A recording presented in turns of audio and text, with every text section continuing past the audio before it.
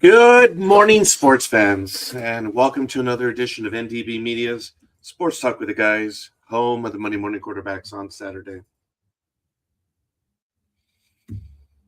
I welcome everyone for joining. I ask you to let me know who you are and where you hail from. I would appreciate a sound check at the same time.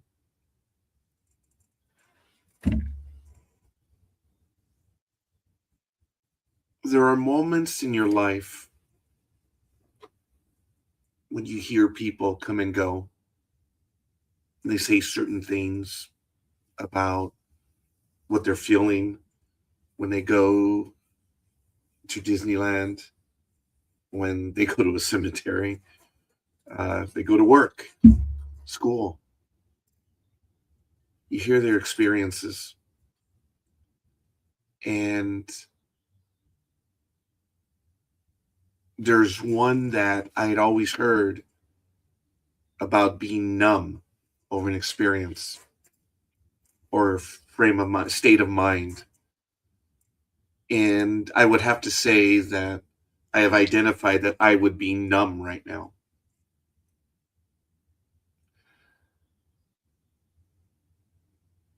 I have always been an observer in my life. And I have always tried to capture moments of that life, everyone that comes in and out. And this is not a eulogy by any means whatsoever, but it has come to pass on Tuesday. I lost my life partner. Margarita Noriega passed away on Tuesday at 6:28 p.m. Pacific time. Almost 33 years married. And I suppose I may have already mourned her loss or her passing before when I knew what she had. And I haven't dealt with it yet. I feel I have not. And that day will come soon. And my daughters and I have been at home. We've just been sitting there trying to get by the days, I suppose. Wallowing in sadness. Maybe the realization hasn't hit yet. I, over the last 2 years, have lost so many family members that, my brother 2 years ago, my mother last year, 3 uncles last year as well. Now my significant other on Tuesday. And now my co-host on this program, his daughter, Catherine, his beautiful oldest daughter, Catherine, passed away yesterday.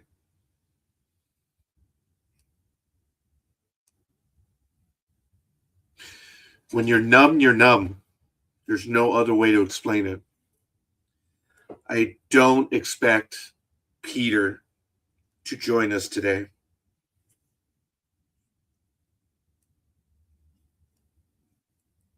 It is one thing to lose your parents. It is another thing to lose your spouse. It's another thing to lose a brother or sister. But to lose a child, the system is not designed for that. It's not supposed to be the parents to bury our children. And now the big dog is going to have to do it again. I was there with him for Christopher. And now Catherine. I am so sorry, Peter. I am so sorry for what you have to endure and what you're going through now.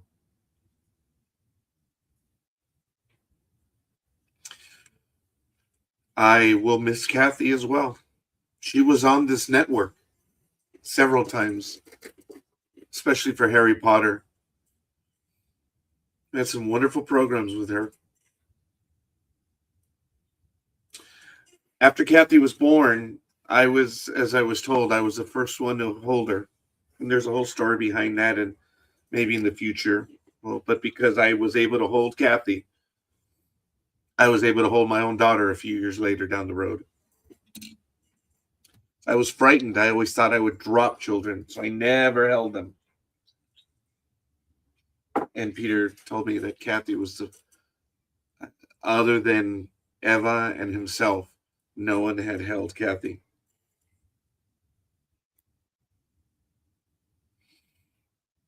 She's a beautiful girl. And I'm so sorry, Peter. Now you've lost both of your, they were twins.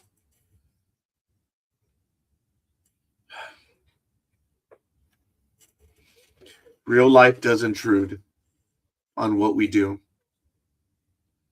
And I don't know what today is going to be, today's program. But we are human beings. We are real. And we struggle through this. I figured I was just going to do this program today and I would do the best that I could.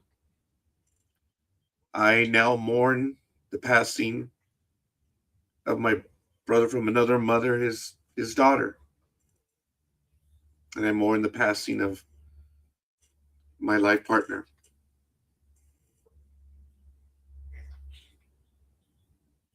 But you've all joined us. And I don't know if the big dog will be. I don't expect him to be. But we're still going to go on today. And we're going to have a conversation. I thank you on behalf of him. And I thank you myself for being here. And I'm sure this is just a jumbled mess because I don't know what I'm saying. But let's see if we can bring joy to one another in the darkness. And no, it wasn't a deliberate choice for me to not have the lights on. Maybe I was just feeling it. But my cats are here. And we'll see.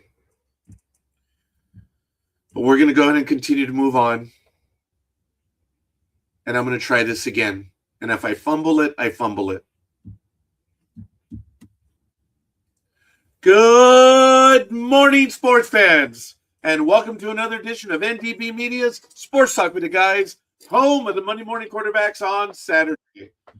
And I thank everyone for joining. And already, thank you, Anime Girl. Your timing is beyond impeccable. And I thank you for joining us. Good morning, young lady. Hi. How are we? We are here, Aisha. Stupid question, but had to be asked. No one is asking a stupid question. Jay, thank you. Thank you, Jay, for this. And Jay reached out to me as well. People who I did not expect, not Jay, but people who I did not expect have reached out to me. And not one of them have asked me a stupid question. I do have one bit of news. You have mentioned it previously about our other co-host, the big dog. He won't be joining us. Okay. He said as much to me. He will not be joining us today.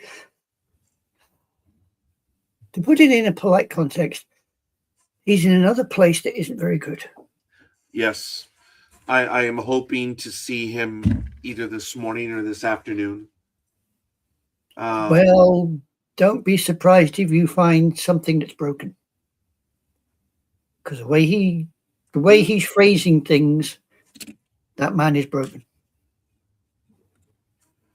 I understand. Don't get me wrong. I get it. I understand. But that guy is broke. Yeah, I thank you. I heed your words, and I was fortunate to speak to him yesterday, and I'm looking forward to seeing him today.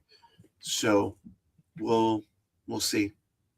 I honestly did not believe that you would produce or put this program on today, considering your own circumstances. As I've tried to explain to you before, your needs comes first. Your family's needs come second. The world can bloody well wait. All right. Well, I'm going to violate a trust with the audience that I share with everyone with NDB Media. I remind them that the audience needs us as much as we need them. So I suppose I'm here for that reason as well. So selfishly, that's why I'm here. So, and I'm trying to be less of an ass than I am over anything else.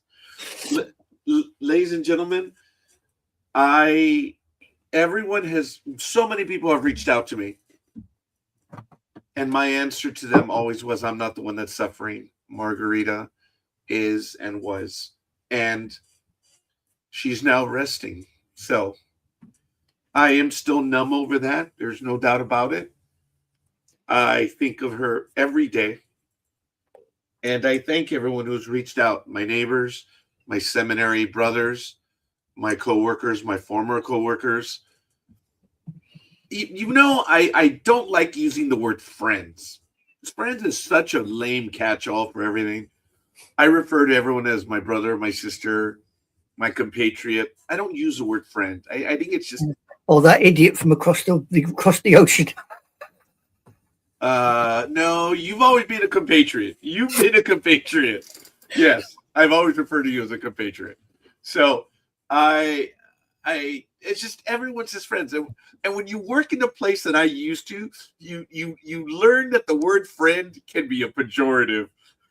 That's why I'm like, okay, everyone has their friends. I do not. And my office manager got really butthurt with me one day when I said, you are not my friend. She said, well, oh, for the love of God, woman, you've only been around me for 15 to 20 years. Oh, so I had to re-enlighten. I don't want to say re-engage or whatever, but look. Re-educate? The wrath of Claudia would, if I were to say re-educate, that would not be good right now. Might take your mind off what's happening. It might. And speaking of seeing, it has been cool here the last few days. And yes, the weather did strike. When Margarita passed away at 6:28 p.m., it rained a little bit thereafter. I expected the earthquake, but I was like, oh, okay, it might not be a little too biblical. But Mother Nature was letting me know. She loved it when it rained, and I did as well. And I think that's all we had in common. Of course. It would have been 33 years on June 12th, and her birthday is June 14th. So I did begin to tell people that her celebration of life would be on or about June 20th, but I think that might have been a mistake. It may be June 27th now. So I don't know when I'm going to receive her ashes. I've been told 10 to 15 days. And knowing the way things work, June 20th might be a little close. And I, who lived in the bureaucracy, understand such things. Yes, Miss Aisha. At the risk of being extremely clumsy and rude, I wouldn't have thought cremation was the way that you would have gone. I would have thought because of your religion, you would have gone for a burial. Pardon my ignorance. Yes, and this will create a problem with the family because she had mentioned that she wanted to be buried about a month and a half ago. But within the last few weeks, she changed her opinion and she left it to me. And I am going through that process. And we are going, I believe in July, we're going to be traveling to Mexico. We're going to be going to her hometown. Not Tijuana, where she was born, but where the family is down in Nochisclan. The pronunciation, the Indian pronunciation, oh my God. If you look at it, it's Nochislan. I speak English, people. But in Spanish, it's Nochisclan. Like, where the hell is the K? There is no K in there. There's no C. Oh, yeah, there's no cheese. Yeah, there is a C. But there's clan. Clan, hey, I know the South rise up when I say that word, but it's Nochis Clan. So anyway, they say Nochis Clan, and everyone that's from Mexico, they will always correct me. So, well, it's Nochislan. That's the way it's spelled, but the pronunciation. But anyway, I Well, miss the nudie you SOB. probably find the pronunciation probably comes from the Aztec heritage that's probably in and around that area. Yeah, the yes, that's what I refer to by the Indian heritage. Yes. Yeah, well, you say Indian, I tend to use the what I know it as is Aztec, which is yes, we would be a very proud and very proud civilization, which unfortunately met a sad ending due to European interference. But never mind. I have Aztec myself, not Mayan, because Mayan is a little bit further south. That's the peninsula and down in Guatemala and places like that. My coworker would be more Mayan than I would be, and I would be Aztec, but we have that in common. Caesar, I know you're not watching, brother, but good morning, Caesar. He is a former coworker of mine, a beautiful soul that he is. Kind of like Jay, those nice guys, and just nice guys, and you want to wring their neck because they're so nice. or sit and take the mickey out of them because they've got weird, wonderful habits of walking across grass in the bare feet and seem to love it. You think, really? That is funny. Yes, they do. Now, folks, look, I actually have quite a bit of news that we're going to get to, so I ask you to bear with us as we get going. I know it's 6:18. Look, today it's going to be a warm day out here in Southern California, at least out here in hell in Pomona. It's 52 degrees right now. My remote sensor says 50 degrees outside, 60 in here. So 52 degrees. It feels like 52. It's going to get to a high of 81. Oh, joy.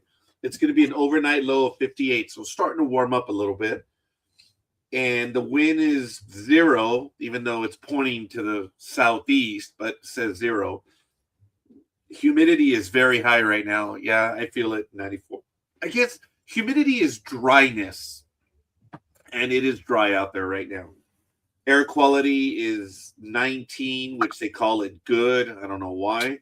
The dew point is at 51 degrees, so we're right above that. Pressure is at 30.01 inches and climbing. Visibility is at 10 miles. In aviation parlance, when you have it's called a 10-mile sky, meaning you have clear skies. And right now it is clear. Sunset will be at sunrise was at 5:40 a.m. almost 40 minutes ago. Sunset will be at 7:56 with our inexorable march to the longest day of the year in the summer.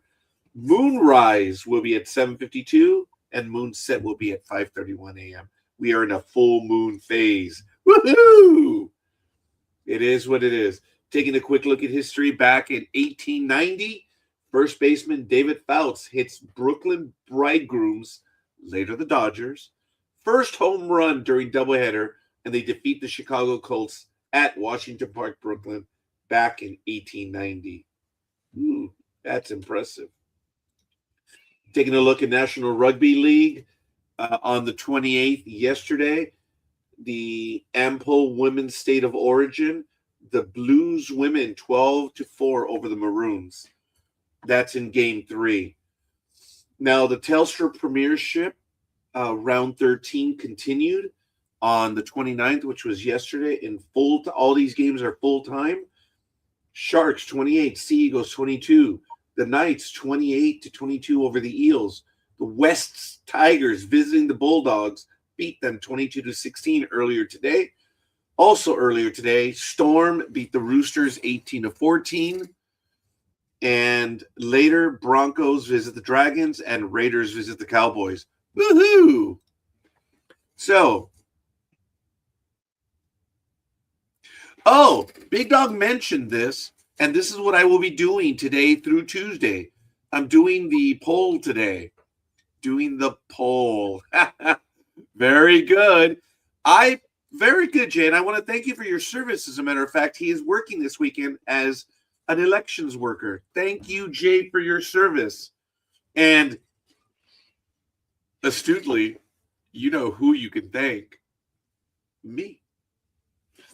I'll tell that story another day because Public Works, due to the legalities of where they get their monies from, there was a quirk in the law that Public Works employees could not work elections due to federal, state, county, and all these monies. And there was things you couldn't do politicking, basically. So I was the one that broke that. I think I've told that story. Randy Fogle, you vindictive mother. Well, you know what? Language, Timothy. Yep. Yeah. But you're welcome, Jay. It really is, dude. It really is. Public Works employees, and we are one of the best departments at volunteering for poll workers. Yes, you are welcome. But this is your day off, Jay. So all kidding aside, thank you for your service. And I miss doing that. I genuinely do. And would you like the weather from over here just to please? Please. Would you like some weather? Right. Some weather from over this side of the pond. This precise moment, it is 75. The pollen is high. We have a 5-mile-an-hour wind. We have 41% humidity. Our visibility is only 6.2, and our dew point is 50%. Wow. Wait, your dew point is 50% or 50 degrees?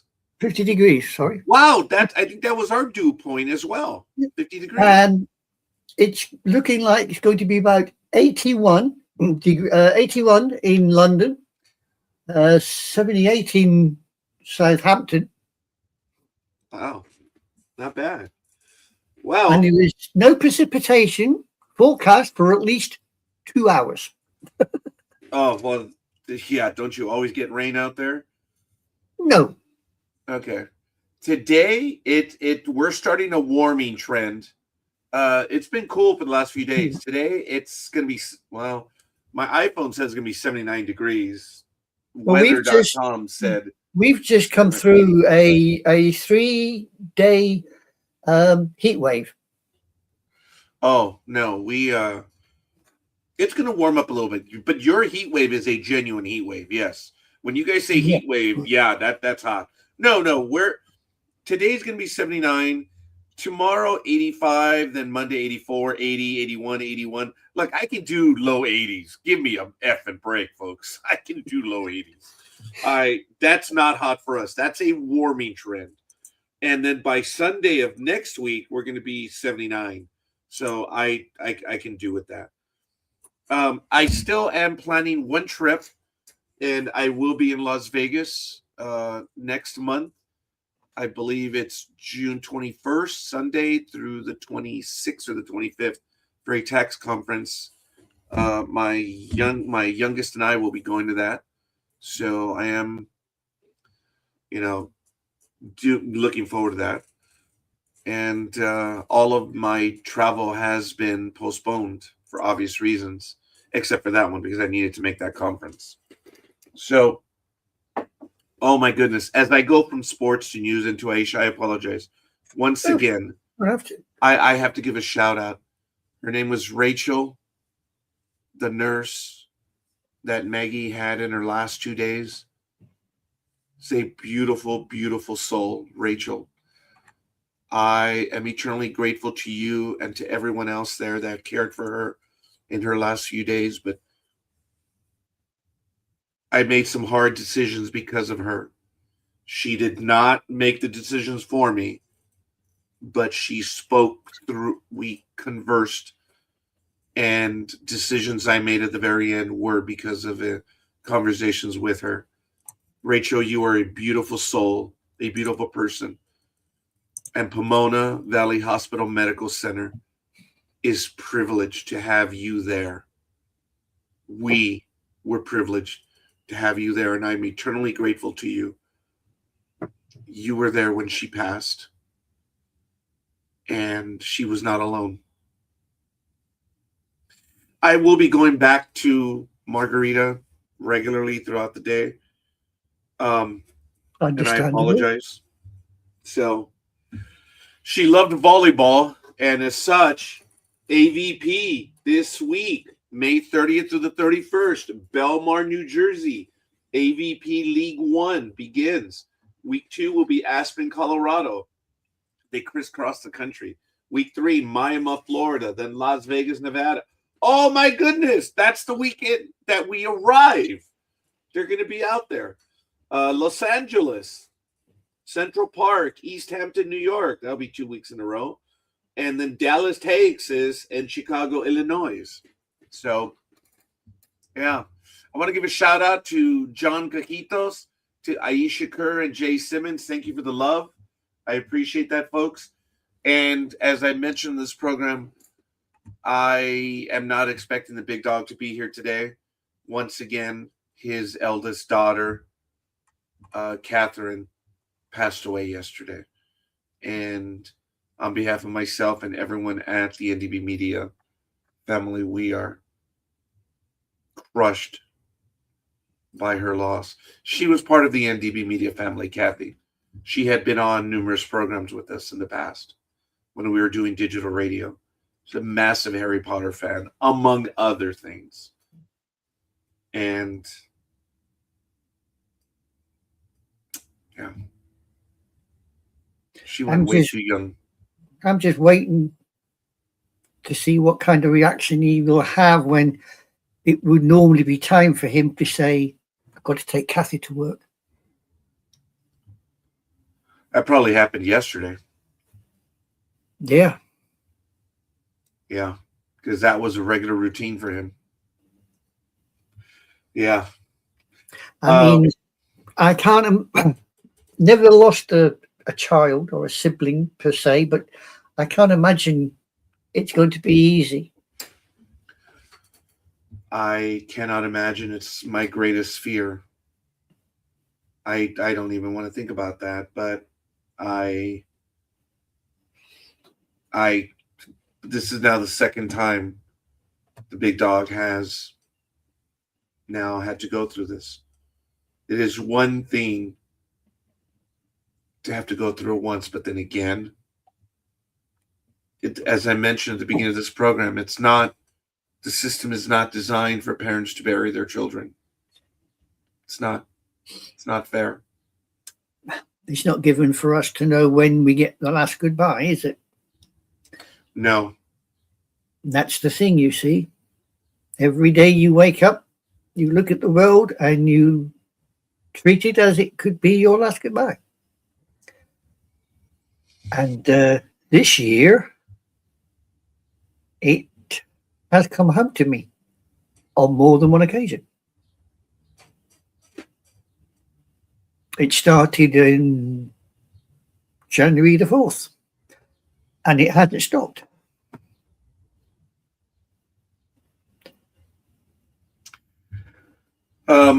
One comment that I received all year was they didn't know how I was doing it, especially during tax season. Knowing, February 1st, it basically was the go, no go, to coin a phrase.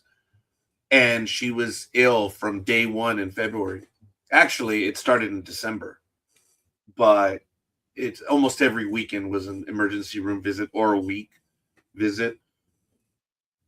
And I shared with a few people that the only thing that kept me going was that I was able to distract myself with the season. I couldn't stop. I had to do it. And then the thing was, I couldn't stop. I had to do it. So it was a double-edged sword. I understand the double-edged sword now. The catch-22. And that's not appropriate. That was for something else. But the double-edged sword, what kept me going was able to distract myself from what was going on. But as I mentioned, from August of last year, I have lost 5 family members. It's hard. And It just is. But Yeah. a lot of the time I was distracted because Maggie was not well. So I had to go through that part of it. And then now I have to take care of this. I'm not going to mention who is taking care of my the services for Margarita yet because I want to see it. But when I woke up on Wednesday morning, I knew I had to take care of all of that. I do want to thank Silverado Hospice because before we took her to the emergency room for the last time, they were caring for her. And Krista, I believe the young lady's name is. Oh, talk about a beautiful soul. That young lady. She sent me an email with, on Thursday night, the week before, on getting stuff ready. And I didn't move on it. But because she sent me all that information, I was able to click through and I had what I needed. I made a few phone calls and everything was done within 30 minutes.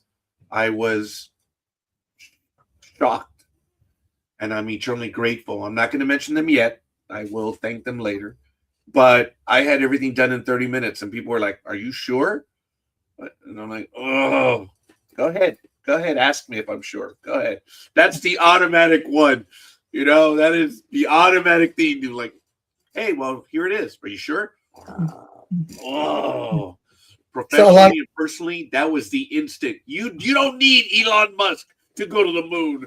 Just ask me if I'm sure. It's like poking somebody with a sharp stick, then rubbing salt into the wood and saying, "Does that hurt?" There are certain people that you just are you sure? You never ask them, "Are you sure?" So they ask me if I'm sure. Well, go F yourself. I haven't asked because I know better. Well, I've been where you are and I know better. You don't do that. You don't. Now, there is a way to say, "Are you sure?" Yeah. Which it's like, I'm not understanding what you're telling me. Can you please clarify it for me? That's one way of saying it. It's like, and you just said, "Are you sure?" But that's how you say it. Say, "Hey, you know what? I'm not getting it. Can you please make it clear to me?" And there are other ways to say, "Are you sure?" But I told a story that I had a client. He was a coworker, he was a coworker of a coworker, and he sat down right here, and he asked me a very technical question, and as soon as I gave my answer, he said, "Are you sure?" I said, "Oh yeah. Hey, you know what? Thanks for playing. We'll never be able to do business." "What are you talking about?" "Dude, I know how you are. You've got little kids that lie to you all the time. You got coworkers that lie to you. So are you sure?" "No, we'll never do business." And they go, "Well, no. That wasn't what." "No, dude, we're done." And it took about 5 minutes. And I said, "I'm sorry, we'll never do business. We're done." Very first question you asked me, and you already questioned whether I'm sure or not. Dude, go somewhere else. Go. I'm too old. That was about 20 years ago. So this is my house. I am sure. I will tell you if I know and that's one of the first things I tell my clients is like, if I don't know something, I will tell you. Or in the conversation, I'm like, I got to look something up. And so I will tell them. But to be questioned, am I certain? Get the hell out of here. We're done. Never do business. So, and You're positive on that now, are you? Oh, I'm be very careful, anime girl. Be very careful. Oh, come on. That was a line I just had to. Come on. I'm trying to lift the. I know it's difficult, but I'm trying to lift the atmosphere slightly. Good morning to everyone. It is 6:35 a.m. It is May 30th, 2026. Yes, it is a very difficult smile, but I'm here. I'm loving it. I want to be with everyone. I need to be with everyone. It's a moment of weakness. Is it a cry for help? You take it however you want. Is it a fake smile? No, but it does hurt. You all know Margarita passed away on Tuesday, but I'm still here. But what hurts me even more is that the big dog will not be joining us. Well, I've known the big dog forever. I'm not going to say no to anything, but I'm not expecting him to join us today. I didn't even ask him. I knew in the back of my mind, but his daughter, his oldest daughter, Catherine, passed away yesterday. And I'm never ever going to say something stupid like, I know what you're feeling. I don't. He lost his boy Christopher 17 or 19 days in, and Kathy survived. Kathy was 2 pounds 2 ounces. They were born premature. Christopher held on for 19 days, and Kathy did as well, but Kathy held on till yesterday. And I'm so sorry. And Big Dog, when he called me, oh, you know what? Okay. He was thinking about me, and I'm going to leave it at that. I cannot violate what was said in that conversation, but I just wanted to share a little bit of the love. I mean, he needed to tell me, but yet he knows what was going on with me, and it hurt him to have to call me and tell me. I'm like, oh my God, Big Dog, are you kidding me? But anyway, so yes, ladies and gentlemen, LPGA. I'm going to be all over the place today, folks, so forgive me. LPGA 75th anniversary tour right now going on. Oh, I hate it when people have that cadence. The ShopRite, powered by Wakefern in Galloway, New Jersey, May 28th to the 31st. Letitia Beck is all alone in first at -8 and 63.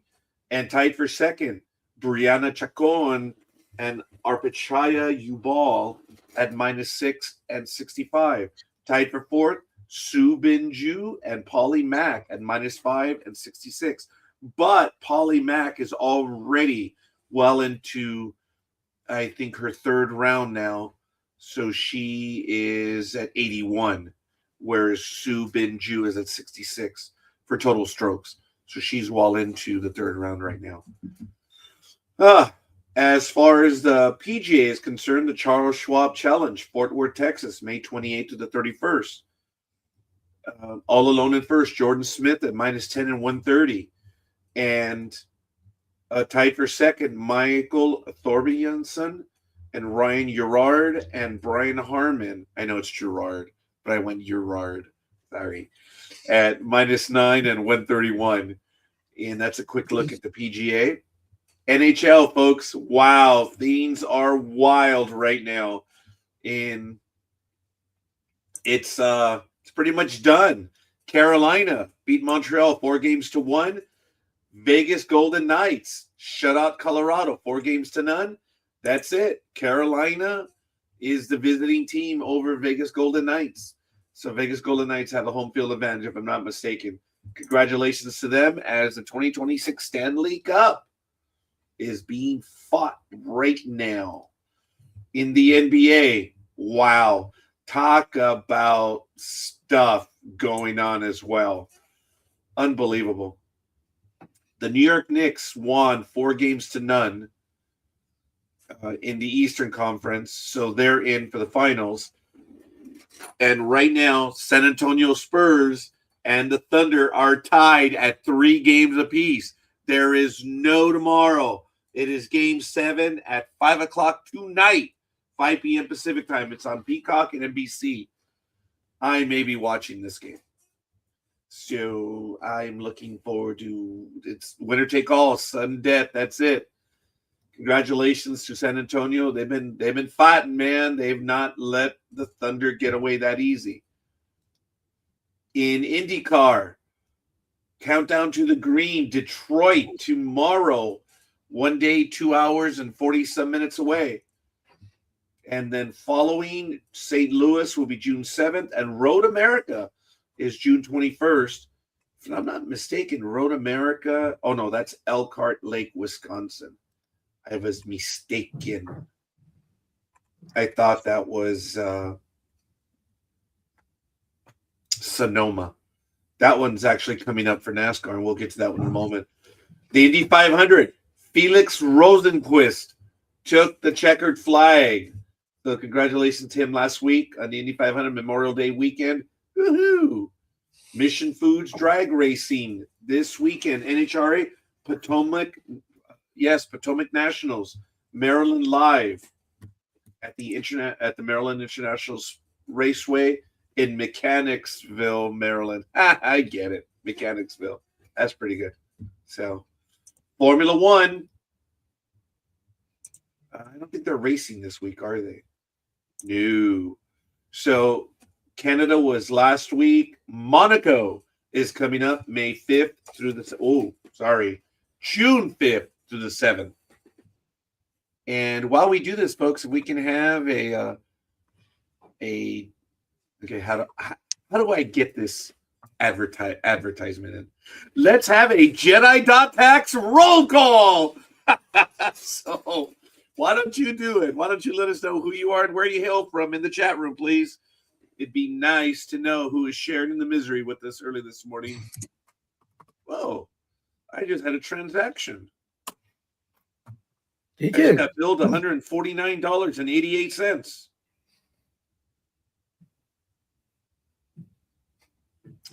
Oh, I think it's for my Quicken software. Oh, that's funny. I didn't know it was due. So let's see, what time did that happen this morning? At 12:35 a.m. Wow. $149.88. That's expensive. Wow. They got a discount on that. But anyway, Monaco is coming up for Formula One. NASCAR. As you know, we did talk about last week that he who shall not be named passed away. And we now know it was pneumonia. It was an infection. And I believe he was only 41 years old. And Kyle Busch, severe pneumonia. It progressed into sepsis, which I believe is infection, if I'm not mistaken. But our hearts do go out to his family. And I hope his son does well. But for them to say he is a phenom at age 4, yeah, you know what? My daughters were phenoms too, but whatever. You know, they were driving Nintendo as well. So they were pretty good at what they did. So Major League Baseball, as we go around the horn, as we finish up at 6:43 in the morning. Scores from yesterday, Friday. The Braves, 8-3 over the Commies. The Padres, 7-5 over the Nationals. The Pirates edged the Gemelitos 6-5. The Indians 4-3 over Boston. I love it. I love it so. The Rays took it to the A's in Tampa Bay 8-5. The Metropolitanos 9-7 over Miami. The Cardinals 6-5 over the Cubbies. The Black Sox 4-3 over the Tigres. Hudson over Anderson. The Rangers, the Sheriffs of the Plains, 9-1 over America's AAA team. The Cheaters beat the other cheater. Well, we call them the A-holes. The Cheaters beat the A-holes. You know why I call the Brewers the Cheaters? Because of Ryan Braun. That guy was an A-hole. Surprised he wasn't an Astro. Anyway, 5-4 over the Eagles. Yeah. Yeah, that one just happened. That's being a prize bitch. Morning. Uribe over Santa. McGill got the save. The Rockies. The Rockies. They won. They beat the hated ones 8-6. Congratulations to them. It's a little unfair, but who cares? Yankees over the Athletics 8-2 in Sacramento. The Mariners 7-6 over the Diamondbacks. Chris Well over Murillo, and Los Dodgers doubled up on the Phillies 4-2. Robleski over Wheeler. Those two good pitchers, and Scott picked up his 5th. So congratulations to the Dodgers for that one. As we do the standings, as we do traditionally during the baseball season, here are the standings in the American League East. You have Tampa Bay all alone at first at 35-19. Yankees are 1.5 back. The Blue Jays 8. Orioles are, falling fast, 11 back. And the Red Sox. When are the Red Sox going to call it? Their season's done. 13 games back. You heard it here first. That's easy. In the American League Central, the Indians are 35-25. The Black Sox, what a turnaround from last year. They're 3 games behind. The Gemelitos 6.5. The America's AAA team 11, and the Tigres are 11.5 backs. Sorry, Tony. They got a good pitcher, but he's out. Skirball. But anyway, in the American League West, you have the Mariners. The Mariners. Awesome. At 29-29, all alone in first. The Athletics are 1.5 back. The Rangers are 2.5. The A-holes are 3.5. And the Anaheim Angels of Chavez Ravine are 7 back at 22-36. That's it? Only 7 back? Wow. In the National League East, you have the Atlanta Braves at 39-19, 672 winning percentage. Phillies, man, they're really opening it up. Are 29-28, 9.5 back. The Nationals are 10, Miami's 13, and Tanya's Metropolitanos are 14.5 back. In the National League Central, you have the Cheaters at 34-20. The Cardinals are 4.5 back. The Cubs 5. And the Commies and the Pirates are statistically 6 games back. In the National League West, you have the Dodgers at 37-20, 629 winning percentage. Padres are 4.5. The Diamondbacks 5.5. And the hated ones 15. And them Rockies are 16.5. So, as we do, the best teams in baseball right now are clearly the Atlanta Braves at 672. Then you have the Dodgers at 649 and Tampa Bay at 648. You have the run differential. It's the Dodgers are the best at 122, and the worst is, wow, that one I didn't get. Is it 75? Yeah, it is. The Rockies minus 75. They've been outscored by 75 runs in the 58 games that they've played. Wow. That's bad. So that's a quick look at Major League Baseball and all the other sports that we follow right here. And it is what it is. I have a shout out, Anime Girl. I'm not going to send you the link because it's just a point that I wish to make, that we are having flashbacks to Bleacher Report. Bleacher Report has become a professional organization, but as they were growing up for years, I had this segment where I would receive an email daily from Bleacher Report, and then I would bring it on air and I would ask all my hosts, is this a real story or is it a Bleacher Report story? And it was fun because you went by the headline or the title. And even though this one was not done at Bleacher Report, it was co-pilot on MSN. And the article is entitled from the California Angels, Anaheim Angels of Los Angeles. Or Los Angeles Angels of Anaheim. Chavez Ravine. Mike Trout refuses trade as Angels remain MLB's worst team. That was the name of the article. So they're saying he refuses a trade, specifically a trade. And when you read the article, it says no trade stance. Trout has zero interest in waiving his no trade clause, ending speculation of a midseason move. Despite Trout's all-star level play, the Angels have MLB's worst record about several days ago. And keeping Trout preserves a marquee player for the fans, but it's a problem. The Angels, okay, Trout was asked, hey, would you initiate? I'm like, no, I'm not going anywhere. And then in the article, it states that management says, no, we're not trying to move him. There are no trade offers. So this is a misleading story title. And this is what we have to deal with on the internet quite a bit. I have been caught on it. I thought Caitlin, the young lady from basketball, like America's best female player right now, or one of its best. Yeah, I'm going to lose an audience for that. I thought she'd given up the WNBA for Europe. Man, they got me on that one. So I had to be a bit more discriminating. But this article says Mike Trout refuses trade as the Angels remain MLB's worst team. There was no trade offer. No one asked, no one anything. This story was misleading at best, fraudulent at worst. And I call them out because, as I say, writer must have been on deadline. They must have had a story to make up. I comment often on those stories as must have been deadline. You had nothing else to write on. The proliferation of competitors on the internet is what creates a lot of this junk. Sports talk with the guys. It's proliferation of this stuff, even though we've been around for the longest time. We don't take ourselves seriously. 18 years that we're in our 18th year being on air. So we've just been on longer than everyone else. That's all.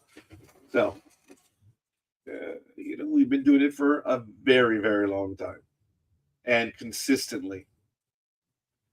There was a 2-week period that Sports Talk with the Guys did not air. Otherwise, Sports Talk with the Guys is the longest running, regularly scheduled Saturday program around the world. No one's been around longer than us. And everyone loves to throw it in my face. Well, Joe Rogan has been on. Yeah, he started in 2009. We started in 2008. So, toma. Anyway, it's all good. So this article is misleading. So I would ask my host, hey, so is this a real story or a Bleacher Report story? And this would be a Bleacher Report story. It's not good. It is misleading and it is not right. They obviously had nothing to write.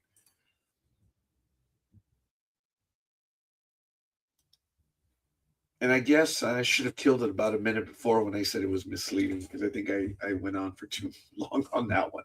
So I know Aisha, she paused herself for a moment. Hopefully she'll be coming back, and we'll see. I'm back. I'm back. I was looking. You mentioned Caitlin, and I did see something about Caitlin going some record. And I was looking for it, but I couldn't find it. Yeah, despite the team losing or something, I think she did some basketball record for, and I was looking for the article to put it forward and I couldn't find it. So sorry. That young lady is fun to watch. Stuff that she's doing. Now, I don't know if she's the best female basketball player in the United States or even in the world, but she is right up there. And instead of bringing her into this league, because whenever Caitlin plays, the audience numbers are out the door. It's ridiculous. People are watching. Wherever she goes, they sell out. So her peers or her teammates, not her teammates, but her competitors in the league were clearly jealous of her, clearly hated her, and made life difficult for her in her first 2 years. Instead of having an opponent and basking in the limelight, these girls went out of their way to destroy this girl. Young lady is a cash cow. Ratings are up in the WNBA because of her, and these women have the opportunity to earn more money because of her, and instead they went out of their way to put her in her place, to hurt her and do stuff, and that's, wow, that's just bad. But I'm glad that Caitlin, I forget her last name right now. I was going to mistake her with a moron that used to be America's athletic model, but now that guy changed. No comment on that one. No, not at all. You guys all know my anger on that one. I have nothing. I do not live in anyone's shoes. I live in mine. And I don't know how other people live, and it's not for me to pass judgment. It's not for me to say anything. They're individuals, and they live their lives as best they see. In the United States of America, it's not be fruitful and multiply, but it's damn it, I just forgot the phrase. But enjoy life as best you can. So go for it, man. And hey, it is what it is. So I don't have to like it. It has nothing to do with my opinion. We're in the United States of America, and I consider myself fortunate to be here. There are a lot of things that we can do here. that we don't get to do in other places. I'm sorry, anime girl. Caitlin Clark. There it is, Caden Clark. Yeah, I guess I have an aversion of that last name. That's why I didn't think about it. Well, speaking of having an aversion, there are some problems. Let's see. Wander Franco. We talked about it, and it looks like Wander Franco It's wandered off. Yeah. He was found after his retrial. Wander Franco was found not guilty, and he was pardoned, actually, I should say, on some of the things he did. But it remains to be seen if Major League Baseball is going to allow him to play again. He's been on the ineligible list because he can't get a visa. And folks, he was dating a younger lady or took advantage or whatever. But the mother, who's now serving 30 to 40 years, I guess, took advantage of him and threatened him, blackmailed him. So he was exonerated of some of the charges against him. The fact is, he was messing around with the younger soul. So I'm not going to say never to getting a visa because of the way the argument could be framed, but I don't believe he's going to be playing baseball ever again. His career is over and done with. So, and he's not spending any time in jail. He got a pardon for some of the stuff he did, but the Major League Baseball investigation is still going to go on. And look, you have Bauer, who just likes it rough, basically. He got suspended for life. Isn't that crazy? Even though Mr. Bauer was essentially not charged, and the lady, one of the ladies, if not two of them, that accused him of such, they're having charges filed against them for fraud now. The guy didn't do anything. Well, I mean, he did something, but under Major League Baseball's morality clause, he put himself in a position, pardon the pun, where he brought disrepute to himself and to baseball. And yes, there are a lot of people rolling their eyes right now because they say, well, you can't judge someone for what they do in their own bedroom.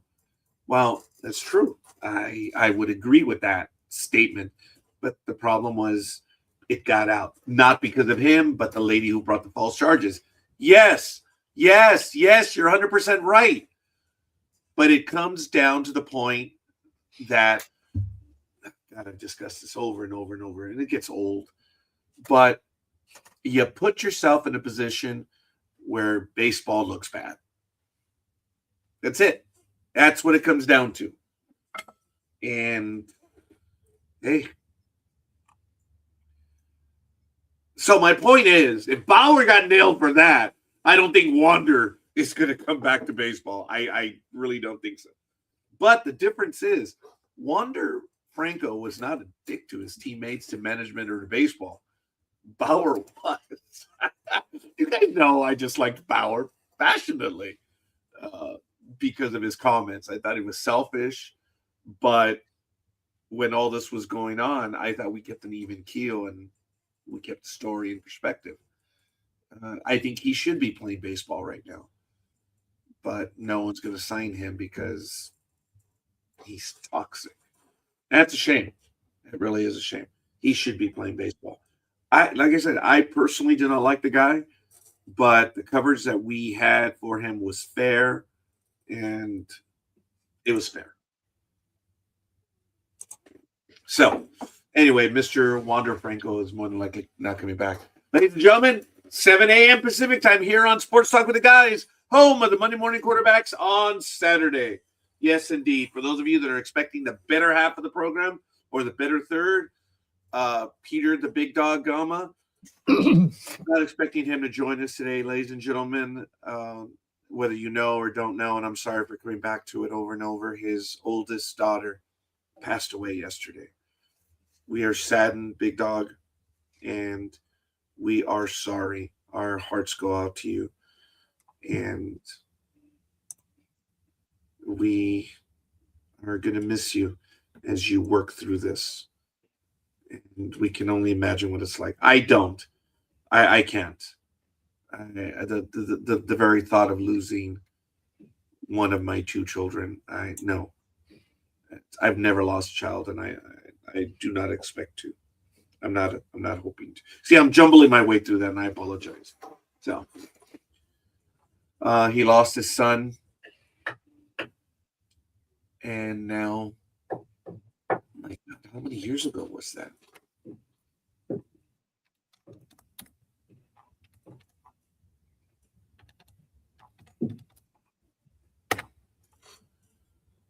Wow, that was in 1989, October. Wow, 36 plus years ago. Mm-hmm. I believe Kathy. I do have one sports result from last week, by the way. Please go ahead. Don't mind. It's the sumo wrestling result. I don't know if anybody. Oh, yes. Well, they've finally finished it, and the playoff East was Kirishima, and West was Wakataka Kage, and Wakataka Kage actually won it by an Ushidashi, which is a push-out.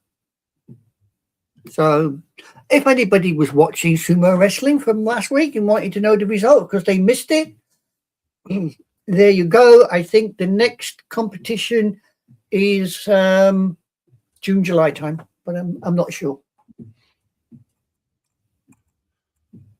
So there you go. Yes. Thank you for that update. I'm going to see if I can find the video of this Abner Uribe. I don't know if you saw this during the week, folks, but he basically had what some would consider an obscene gesture on the mound. Now, over the years, players have been stupid. They have flipped off fans. They have done other obscene gestures towards fans, as well as to their teammates, as well as to their opponents.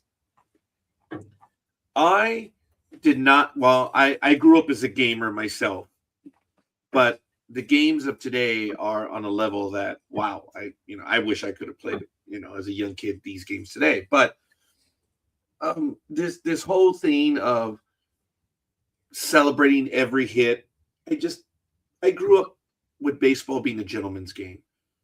And I grew up how you play the game. It's a game. It's your job. You show emotion when it's appropriate. You don't show emotion for every damn little thing. Be an adult. Be a man. All right? Sorry. And this is directed to players. Don't act like the stupid little kid. No one likes the yard kid that's mouthing off. They used to be called glories, where they're the ones that would take the shot and they would be showing off. That might be a little different because that was schoolyard stuff. But you have these players that are, in my humble opinion, overdoing it. Baseball has an ad campaign. Let them play. Let them be who they are. That's fine. But then where do you draw the line? You're going to have someone doing something all the time. I'll give you an example. Dennis Eckersley, after he would strike out everyone because he was so high-strung, he had a lot of emotion on the yard or on the mound. When he would strike someone out, yeah, he would do the fist pump. And, it is what it is. You know how people are because of how they are, how they act. And you get a feel for who they are. That's part of what they are. You learn to live with that. They're not showing you up. The people that get angry and feel they've been shown up are because they either get out, strike out, or they're struck out by him, I should say. And it's really disappointing that you get butthurt over it. How do you not get butthurt? Do better. Get on base. That's what you need to do. If he's that good, then just shut up. Don't get into a fight over it. It just is what it is. There are other players that have done things as well. Some do religious, not iconography. That's not the right word. Iconography is when you have something with you. So it's not a correct word. But when there are religious gestures on the field, guys do it all the time. People don't get mad at that. But there are atheists out there. You don't see them getting angry. But okay, that's an extreme thing. Everyone does something. But is there a line? And it looks like Mr. Uribe did cross that line. Let me see if I can find the video. This was a Brewers pitcher versus the Cardinals. And let me see if I can find the video right now. So hold on a moment. Now, this kid was just expressing his feelings during the game. Oh, and he got punished. It was for a crotch chop celebration. Oh, what? Yeah, it was stupid. It was just a stupid kid doing something that was lewd. And let's see. He was suspended for 1 game. Yeah, okay. Because it was way beyond the norm. And I just wish I could find the video. So I'm going to have to go to YouTube right now to do that. And Abner Uribe. He was an immature, punk little kid. And he did something after he struck out someone. And the question is, was it too disrespectful? My thing is, dude, it's your job. Does everyone celebrate when they turn in a report? Well, okay, maybe I should take that back. You should. It's your job, man. And you're risking, antagonizing people. Why? Why do you want to give your enemy reason to get mad?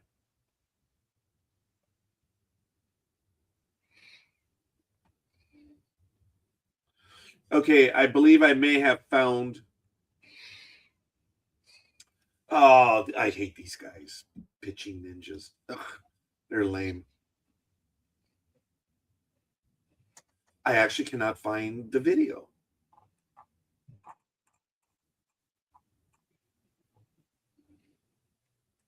I understand the guy was fired up, but his gesture was overly done.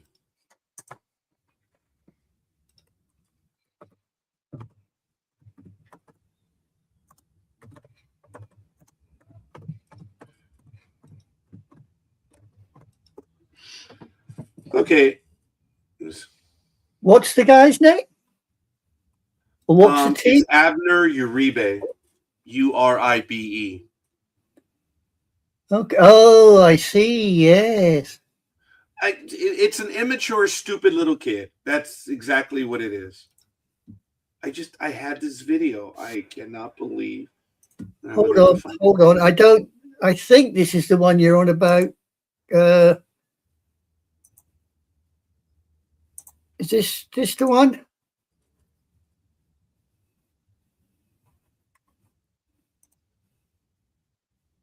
It's versus the Cardinals. There it is. Yep. Look, there. Okay, here we go. Strike 3, celebrates a big thing. There. Okay, dude. Yes. Some people would consider that an obscene gesture. And thank you for that. Like, dude, you struck him out. Let it go. But when you do stuff like that, in many parts of the world, that is an obscene gesture. And that is not only obscene, it's antagonistic. And you're basically giving the opponent the finger. That guy's going to, while in the days of old, when he'd go to bat, that guy would get beat up when he go if he gets on base. And that's why it's sad, because stuff like that would get taken care of on the field. It does. If people have an attitude like that, yeah, no problem. But nowadays, pitchers really don't ever get to bat. But it was an obscene gesture, and he just overdid it. Everyone says, well, he got caught up in the moment. Dude, that's stupid grade school crap. He's not a kid anymore. So apparently he did apologize for it. Yeah, and he got a 1-game suspension. It's done. I'm probably even giving him more time than it should. He's a good pitcher. And as I said, he's stupid kid stuff. It's like, dude, come on, man. Be respectful of your opponent. And that, people have beaten up people over stuff like that, and they've killed people over stuff like that. So to do it on a national stage like that, yeah, it's all right. But it's done. I'm not going to pass any more judgment other than he got a 1-game suspension. The kid did something immature. Let us keep it in perspective. It was just an obscene gesture. That's it. Move on. He got a 1-game suspension. It's over. Okay? If he does something like it again, it might be a 5 or 10-game suspension. I just It'd be bloody if he did. Well, there are people that are stupid. Look, as a teammate, you see, but these teammates, they themselves don't know, because they're part of the gaming generation. They grew up in these games where you show off, where you rub it in your opponent's face. Let them play. Sure, show emotion. But as I've told everyone, respectful emotion. One of the rules, guys, the unwritten rules, doesn't matter what you look at. The written rules, the basic premises, don't show me up. That's it. Don't make me look bad. That's what the unwritten rules are. Be respectful. These kids of today don't understand what the word respectful means. And look, Mr. Abner, I hope you have a long and distinguished career. And just tone it down, dude. Just tone it down. That's it. It's not the end of the world. So, but that's what I was alluding to, that over the years, things just get much more exaggerated. And if one guy gets away with something, you got the other guy on the bench saying, what can I do to top that? It's human nature. Fine. I don't think they should be showing any emotion whatsoever. There's an appropriate game-winning hit, but these walk-offs, it's a game-winning hit, guys. You're coming back again tomorrow. You high five, you celebrate. Everyone does the water cooler. You spray them with the water cooler. Am I jealous? Sure, whatever. Okay. Did I ever have that done? No. Do I want it done? No. If I was in that spot, I would not want that done. It's, guys, it's done. We won. Celebrate the win. We've got tomorrow. Hey, enjoy the game, but no need to be a dick about it. So, yes, that's my harangue for Mr. Abner. He's a good pitcher. He is. And I hope he does well. Just someone needs to remind the man that you can be creating problems by doing gestures like that. And quite frankly, there are places in the world that you can get in a lot of trouble. You can be charged. But that's probably not here. Good morning, Jorge. Jorge, hola. If you care to join us, the chat has the comment. I could post it up there again. Oh, look at that. I can post it again if you'd like. But there it is, Jorge, if you'd like to join us. Tell us what's going on in the world of Jorge. So it is 7:15 a.m. here on the Pacific Coast. I don't think this program will go beyond 10 a.m. It may not go beyond 9 a.m. Pacific time. We may only do 3 hours this morning. But since I do have a co-host, Anime Girl, with me right now, it makes it a lot easier. Otherwise, I'm just talking to the camera, and I can't do that. You need a professional to do that. Jorge is good at that. He is good at entertaining people by. I can't do it alone. I need a buddy. So, I'll leave if you want. I'll go. no, that's what I'm saying. No. I mean, I know I'm not professional at entertaining people. Oh, stop it. Stop it. I need to have a conversation with someone. So it's perfect. Thank you. Maybe Jorge will be able to join us. So hopefully everything is going on with him. Folks, as a matter of fact, I rarely ever wear this jacket. I was there when this jacket was purchased at Anaheim Stadium. Look, it's got the Disney logo for the Anaheim Angels.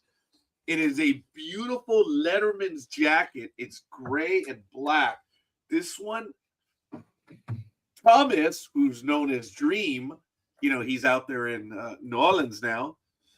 He went to the game with we took the parish, took the youth group to a baseball game, and at the game he was looking for a jacket, and we found this one. I just say we because I was there with him, and he was looking at it, and I'm like, dude, get it, and he did, and oh man, but he made it look studly. Dream is Dream.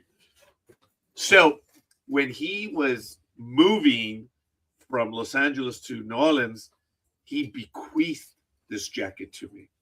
So this is only the third time I ever wear this jacket in the last 4 or 5 years. So I wore it this morning just because, but it is beautiful, man. And I remember it cost a lot of money too. It was like about $300 back then. And it's nice. It's black and gray, but it's got the Anaheim one. It's nice. And I do thank Thomas. Now now I know why I'm wearing this jacket, because Thomas gave it to me. I in turn gave it to Margarita. And that's why I'm wearing the jacket today. So there it is. Not that I got the jacket back. No, it's just she wore it. So that's why, I guess, that's why I have it right now. So memories, Roger. It's called Memories.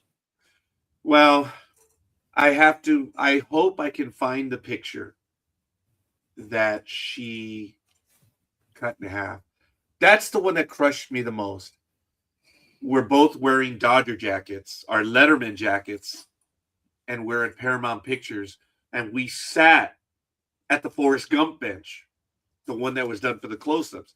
Because the bench where he has a conversation with all the people, it's down in Georgia, or where I think it's in Georgia, and it's a real bench at I guess right by a bus stop.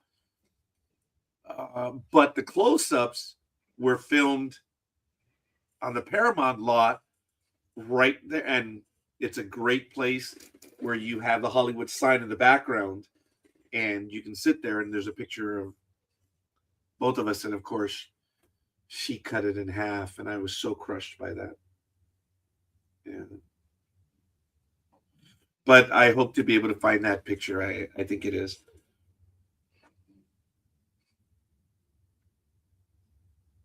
I have all the pictures now. I have the albums. I have our wedding pictures. So who knows? But ladies and gentlemen, all hands, battle stations, as we bring on Jorge. What's up, homie? Man, tired, exhausted. Just got here from Orlando. So I'm in Orlando, Florida, guys. And go, hey, anime. Homie? So, ¿qué pasó? This might be your first time on video. Oh, man, I'm here. Yeah, I'm exhausted, man. Long drive. Raining all night last night. Took a 4-hour drive from Georgia all the way down here. But, hey, I made it, survived. Good for you, young Are man. you trying to tell me that it's raining in Florida? Oh, man, Orlando, Florida. So now, what are see, you doing the in last Orlando? time I actually corresponded with somebody in Florida, they were stating that the rain doesn't even make it to the ground. It just sort of disappears before it hits ground level, because it doesn't rain in Florida. Listen, according to them. when I left Georgia going into Jacksonville, It was downpouring. The moment we hit the E4, which is Orlando, my God, it was like Hurricane Andrews. I mean, that's how bad it was out there. It was just wind blowing, raining. You couldn't see nothing. I was going 80, 90 miles an hour. My wife Was says, George, slow Andrew down. was Andrew 1990 or Yeah. 1992? God, you got me there. I think between 90, it's between 90 and 92, yes. It was one of those two. It One of was those two, 90 or yes. 92, yeah. Yeah, one of those two. My God, that's the way it was. And people was driving crazy. I said, well, let me slow down because I want to survive. I want to slow down. And we got here last night about almost 10:30. So, and So then you and I crossed that intersection where the 95 and the 10 meet. I was there in Jacksonville in 2021, and it Mhm. was a big deal because that's where the Christopher Columbus Highway ends on the east. yes. And I was like, hey, sounds Santa Monica, you know. She's like, okay. Wow. You are correct. 1992 Hurricane 92, Andrew. 92, yeah. I would have Yeah. bet for it was 90 though. I would have Yeah. gone with Jorge, but for some reason I don't think Jorge mentioned the date. I did. And Yeah. Category 5 Atlantic Hurricane in 1992. Andrew was Yes. a bastard. Andrew Yes. destroyed it destroyed an air base, I remember. Yeah, among it was other bad. things. Mhm. Yeah. Young man, I know if you were in Georgia at the time, but 1989, do you recall Hugo? Yeah, Hugo. Yeah. That was a little bastard too, to the north Yeah. of you, right? Yes. Folks, It's more about the water. There's yeah. so much water around Georgia. That's the worst case of it. The thing that I remember about Hugo is that one happened during the summer of 1989. And we all know what happened on October 18th, 1989, over on the West Coast. There was a significant earthquake, the Loma Prieta earthquake, that struck at 5:05 p.m. Pacific time as the review of the game before was going on. We all saw it live. Well, it was major, obviously. But within a few weeks, I've told this story, which shocked the crap out of me. Mhm. For those of you that know and don't know, Hugo devastated the Carolinas. I mean, Yep. genuinely, Hugo was a bastard. I think Mhm. Hugo was retired, the name, because of it was so bad. I might be wrong about that, but in the Carolinas, they lost everything, absolutely everything. It was Mhm. horrible. Mhm. So, about 2 or 3 weeks later, I'm at home watching the news, and I was watching Channel 7, and the person who was giving the news kind of like, it's like, oh my goodness, you won't believe this. And I'm paraphrasing. He went on to say that there's a report coming from San Francisco, one of the 8 centers, that a care package had arrived from South Carolina for everyone in San Francisco. And he's like, they lost everything. But yet they still sent something to people in San Francisco. That was unreal. That's and I unreal. never ever I'm sorry. I say, yeah, it's unreal. Yeah, it wow. Wow. Yeah. And I never ever forgot that. And I've always remembered Hurricane Hugo because everyone did. It Yeah. was I know I'm generalizing, but yes, Hugo was devastating. And within months, they're beginning to recover, and they saw someone else going through a disaster on the other side of the nation, and what little they had, they sent. Oh my Wow. God, that is unreal. Unreal. The last big storm I went through was in Hong Kong, I believe in 66 or 67, and that was Typhoon Tracy. Oh, And she wow. just basically took it as she come through the harbour. She just took everything out. You know, if there was something in the middle of the harbour that shouldn't have been there, as far as Typhoon Tracy was concerned, it went down. Now, were you ashore when it hit, or were you on ship when it hit? Fortunately, I was on shore. I was actually on the 8th floor of a multi-story building. So we were having fun because the building decided that it didn't want to just stand there. It decided that it wanted to go with the Oh, wind. That was fun. That was fun. Wow. That was the one time that RAF Kai Tak Airport was closed. Strangely enough. Wow. So, Jorge, what you doing in Orlando? You're going to spend some time down at Disneyland? Well, no, not really. My wife has business here, so she has to go to classes. Remember, she's a nail tech, so Yes. she has classes and all that. So I drop her this morning, and she says, "Are you tired?" I say, "What you think?" She asked me. I said, "I'm exhausted." I said, "But it's okay. I can make it through." So I bought my whole equipment here. I got the whole equipment in the hotel. Got my laptop, my camera, and everything, my microphone. I had to catch up on so much thing in sports, but I'm doing little by little. You could do so much. So, what was the drive? You said it was more than 4 hours, right? Yeah, Or was because it of the 4 hours? it supposed to be a 4 hour drive, but it went almost to 5 hours because of the rain. Okay, Understandable. but yes, but you had more traffic because you're going through. Well, there are parts that there's nothing, Yes. but you still have to deal with more people, folks. A 4 hour drive depends who you speak to from LA to Vegas, easy, Mm-hmm.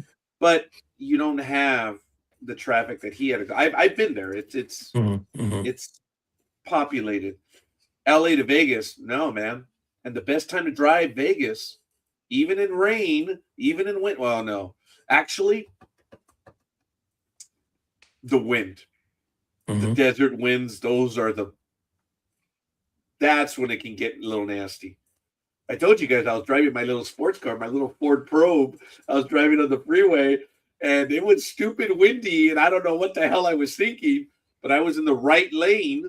It was a 2-lane road at the time going south, and the freeway going north is a 2-lane road. But anyway, and I'm going well over 70, and it's a low profile vehicle, and the trucks were slowing down, pulling off. I'm like, "Woo, I get a wide open freeway. Let's go, baby." I did Back to the Future when he looks in the rearview mirror and he sees the Libyans pulling out, the RPG. He's like, "Woo, let's see if you bastards can do 90. That's pendejo, Roger. I said, Wow. "Woo, the trucks are pulling over." It's okay. I accelerate to well beyond 80, and a wind gust picked up the car. Wow. And for those that can imagine, I'm driving, in America, we drive on the left side. I'm in my lane. All of a sudden, I'm in lane number 1. And Margarita's in lane number. The car moved half the width of the car over like that. Yeah. Didn't feel the wheels. It moved it. I was like, this is a low profile vehicle, and the wind still picked up the car and moved it over. Holy crap, was I beyond stupid? And I think my guardian angel was like, "Wow, pendejo, de una manera u otra." Probably find your guardian angel sat in the cloud and went, "That'll teach you, little Yes, yeah, that's exactly what it did. get over it. I ain't doing nothing today. Get over it." You see, now a 4 hour drive for me means I can get down to Land's End in Cornwall or most of the way up to Manchester. That's a 4 hour drive from where I am right now. Wow. So going to Cornwall is pretty easy because there's not a lot of people, but going here to Manchester, holy crap. Wow. You go through that little place called Birmingham. Jesus H. I'm sure they don't teach them to drive there. They just say, here's a lucky bag. See, there's a license in there, Well, my story was overly done. What I was trying to say is that it's a straight drive. And for anyone who knows Southern California, as I've told them, you want to go to Vegas, not worry about the cops, Thursday night, 10 p.m. That's the best time to go. Because they're all up in Barstow, which is about halfway there. They're all having dinner because on Friday morning, they're catching all the gamblers going to Vegas. So Thursday night, I have traveled to Vegas forever on Thursday night and nary a cop. I usually catch them at the Denny's in Barstow at 1, 2 in the morning. And there's about 5, 6 highway patrolmen there. And I just. Did you realize there's going to be some bloody rookie watch this either today or later on and think, Thursday night, Vegas. I'm going to sit on the side of the road and wait for this little shit to come driving past. And I'm just, sure they have, but I don't do it. Really often. dent your day. Hey, I'm not the only one, guys. Seriously. It was weird. It was weird that we didn't see one cop, but I told my wife, of course you can't see it with all these rain. Yeah. The problem is, see, over here, 40 of them. Over here, it's if you don't see the cops, you worry because the little buggers are driving around in unmarked cars. Yeah, that's sad. Yeah. The amount of times, you're going along and the BMW will go scooting past you, so you think, little next minute this follow me sign, and you think, oh, for shit. Do we have a problem? No. Why the middle finger? BMW going past outside. What do you expect? Yeah. Wow. Uniform. Yeah, okay, officer, There you go. Look, Georgia does pickup trucks and all that. They do SUVs and pickup trucks. And you'd be surprised. Over here now, they've actually got semis with cops in them, unmarked, to see if people are using phones or laptops in the vehicles. And if they see you, that's it, mate. You are down and out. Wow. Speaking of such, I don't know if you guys have seen that the video that is picking up the greatest amount of stuff right now when it comes to that. A cop pulled over a young lady, and he says, "You know why I stopped you, right? It's because I saw you using your right hand, your phone with your right hand." Oh, yeah, I've seen that. I've seen that. And he's like, "Oh, yeah?" And she had no hand. It's from there down. Yes. It's literally like, from just above the elbow down. There's nothing. So, of course, it's going to be sitting there. Funny because dude, you're lying. She didn't say it, but she's like, "Okay, can we just call it?" She said, "Hey, how about we just call it even and you just let me go?" The stupid, dumb mother effer still cited her. That's crazy, man. Because he couldn't admit that he was wrong. Come on. A cop admits he was wrong and, the world's coming to an end. Cops never admit they're wrong. That's right. See, in the Latin word, right? Liar! Liar. There's a way that the Latin, and we laugh amongst ourselves. Liar!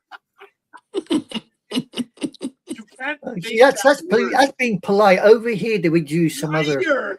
Yeah, over here they would use somewhat stronger language. Yes. Well, I imagine. Oh, yeah. Probably calling in to the or referring to the lineage of the aforesaid police officer. Hey, I question that umpire's lineage. People, everyone in the baseball field didn't know what I meant when I questioned his lineage. I'm like, huh? Anyway. We're good at that over here, actually, questioning people's lineages. We're good at that over here. Oh, I bet. In fact, the one thing I find Americans seem to enjoy about the British is the fact that we are extremely adroit at sarcasm. I have not used adroit in a long time. We're very adroit at sarcasm. Police officer, do you know why I pulled you over? No, that's your job. That's pretty good. The only time I was a dick to a cop was, I got pulled over. I didn't get a ticket. I've never had a ticket. I've never been given a moving violation. One of the luckiest peoples in the world. What? Not now. Now you said it. You know what's going to happen. Yeah, I have to be careful. Yeah, you got to be careful. Yeah, you're right. Have I seen parking tickets? Oh, yeah. It annoys the F out of me, but I haven't had a parking ticket in like 30 years because I read the signs and I pay attention to that stuff. Plus, I worked in, for the county. I learned to read the sign. It's like, okay, arrow there, and it's got to be at the beginning of the street. It doesn't matter if it's in the middle, unless it's specifically from this point forward with the arrow from that way, whatever, back. So I'm rather adroit at reading that stuff. But anyway, I had to. So we have that problem in the neighborhood too, where people misread the signs. The parking in the cul-de-sac, Jorge, it's and the city says, "Oh no, on one side of the street, it's on this day, and the other side, we're in a cul-de-sac." Yeah. They didn't. It's just for the entire street. So I went to City Hall and I said, hey, geniuses, you guys stated that on one side of the street, the other. Not that we're in a cul-de-sac, but that side should be a different one from this side. Right. I wish I could have recorded that. Actually, it's probably recorded on the cable channel. They didn't make that change. But the way it generally works is you should have the parking sign at the beginning of the block, because then it tells you what it is. So if it's not there, they can't cite you. Yeah, that's true. Well, they've tried, but that's okay. See, Yeah, over here they do. They'll put a ticket on your car. Right. And the little buggers, about half an hour later, they'll come round with the vehicle and they just up the car. Boop, go. Oh, really? So they're very aggressive. Wow. £150 a day. Wow. Okay, that's a lot. That is a lot. That is a lot. Yeah, they do not. Hi, Jerry. Yeah, see, I have no problem with cops. The only thing is my sense of humor. That's what my wife don't like, because you know me, I'm a smart ass. So oh, never. You a smart ass? Oh, never. No, listen, okay. I tell you, you can't tell me when you stop me, you took the stop sign, because I'll tell you straight in your face. I didn't took it. It's back there, and it's buried right there against the sidewalk. I didn't took that stop sign. My wife says, George, don't say that. He's saying that I took the stop sign. I did not took the stop sign. I passed the stop sign. And you go, oh my gosh, here we go. Hey, and the guy says, the one that gets me is I never understand it when you see the cops and they pull these guys over and say, you ran a stop sign. And you go, what? You mean what do you mean I ran? The damn thing hasn't. How can you run something that don't move? There you go. There, see?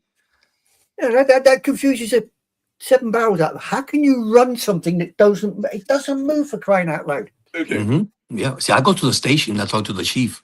I say, and the chief, because we have a chief of police there in Pooler. I say, sir, can I ask you a question? He goes, yes. Are you officer trained? He goes, yes, sir. Why do you say that? I said, because there's such thing different of taking a red light or passing a red light. Because I never took a red light. Your light's hanging up there.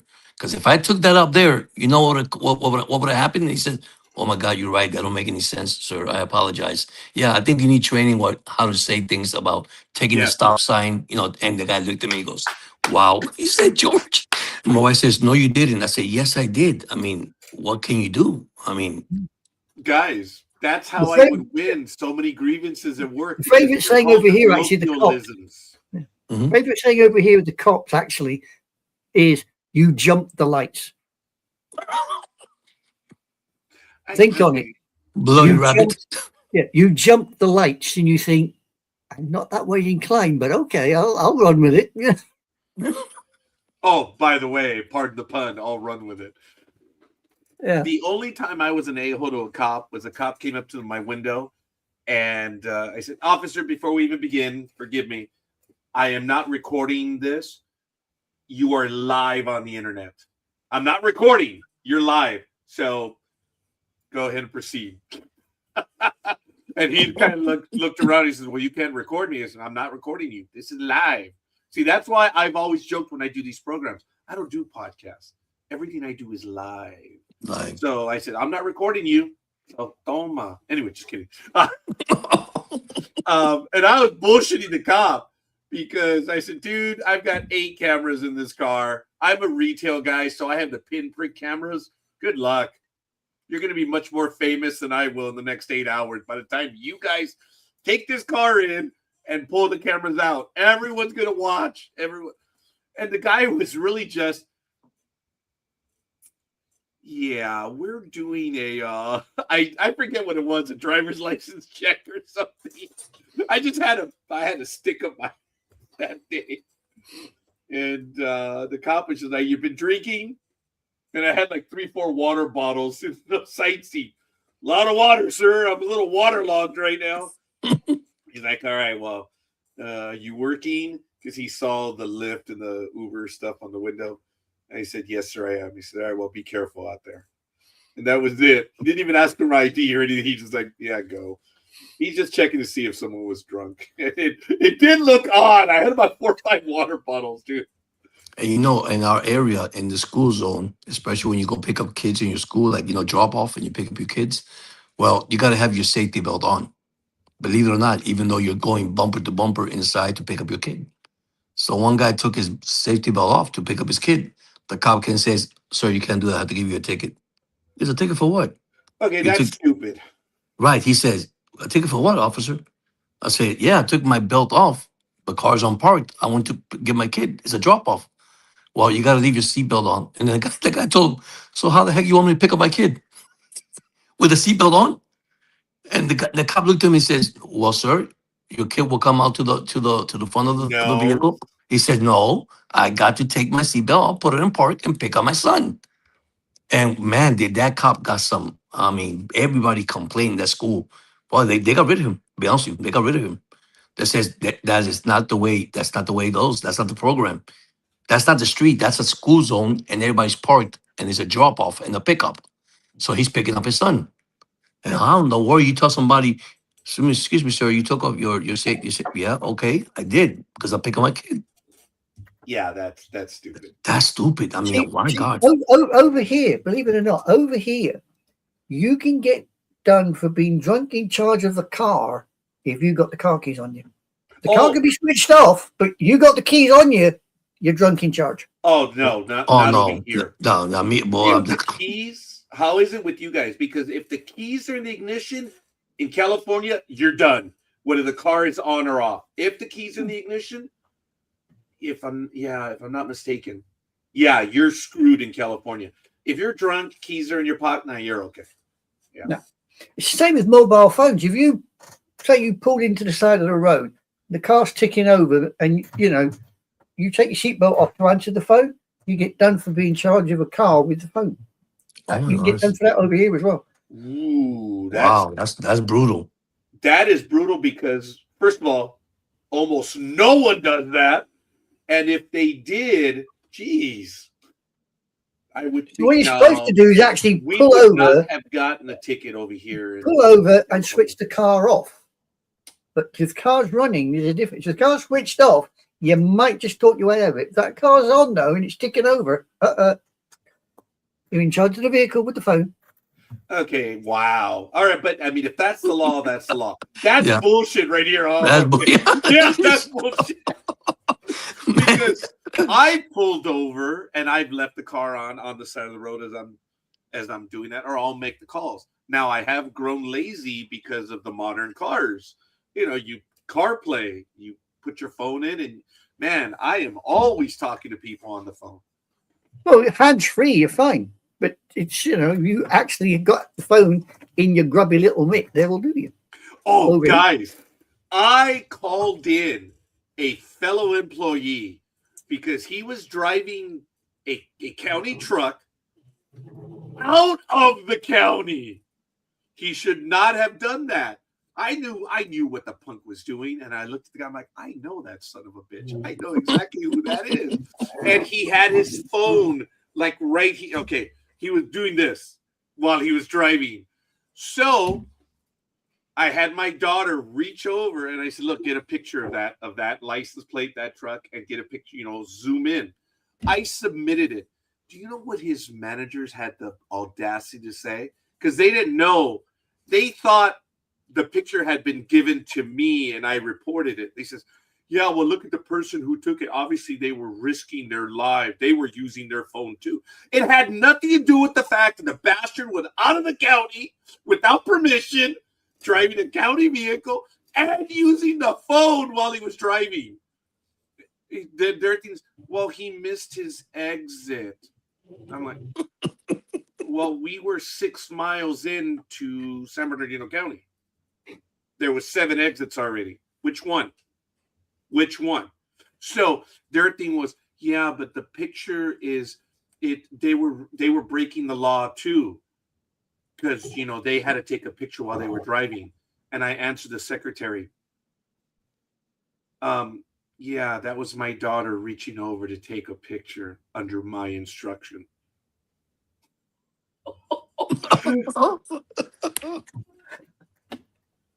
But that guy, he was either the son of, or he was effing someone pretty high up, that they were covering for him. And why is it illegal for a county vehicle to leave the county? In Los Angeles County, we are self-insured, so you must stay within the county. You're covered if you're in the county. If you travel outside of the county, it has to be authorized. Okay. I wondered. That was all. A county vehicle should not be in another county. Exactly. So he did not have that authority.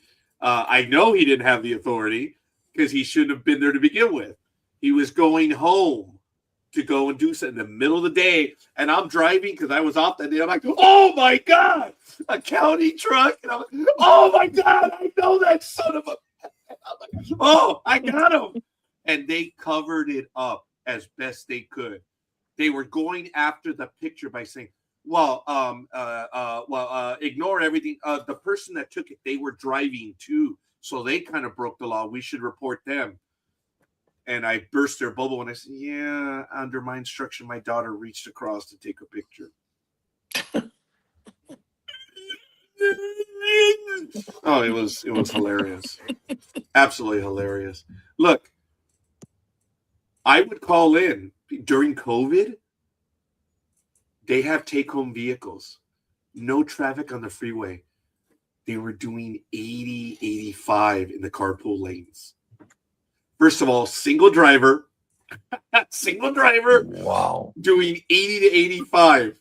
And I would like, dude, you're making us look bad. There's no reason for you to do that. None whatsoever. And I would call it in. And it would anger a lot of people that I would do it. And hey, Tony, how you doing, Tony? It would anger people.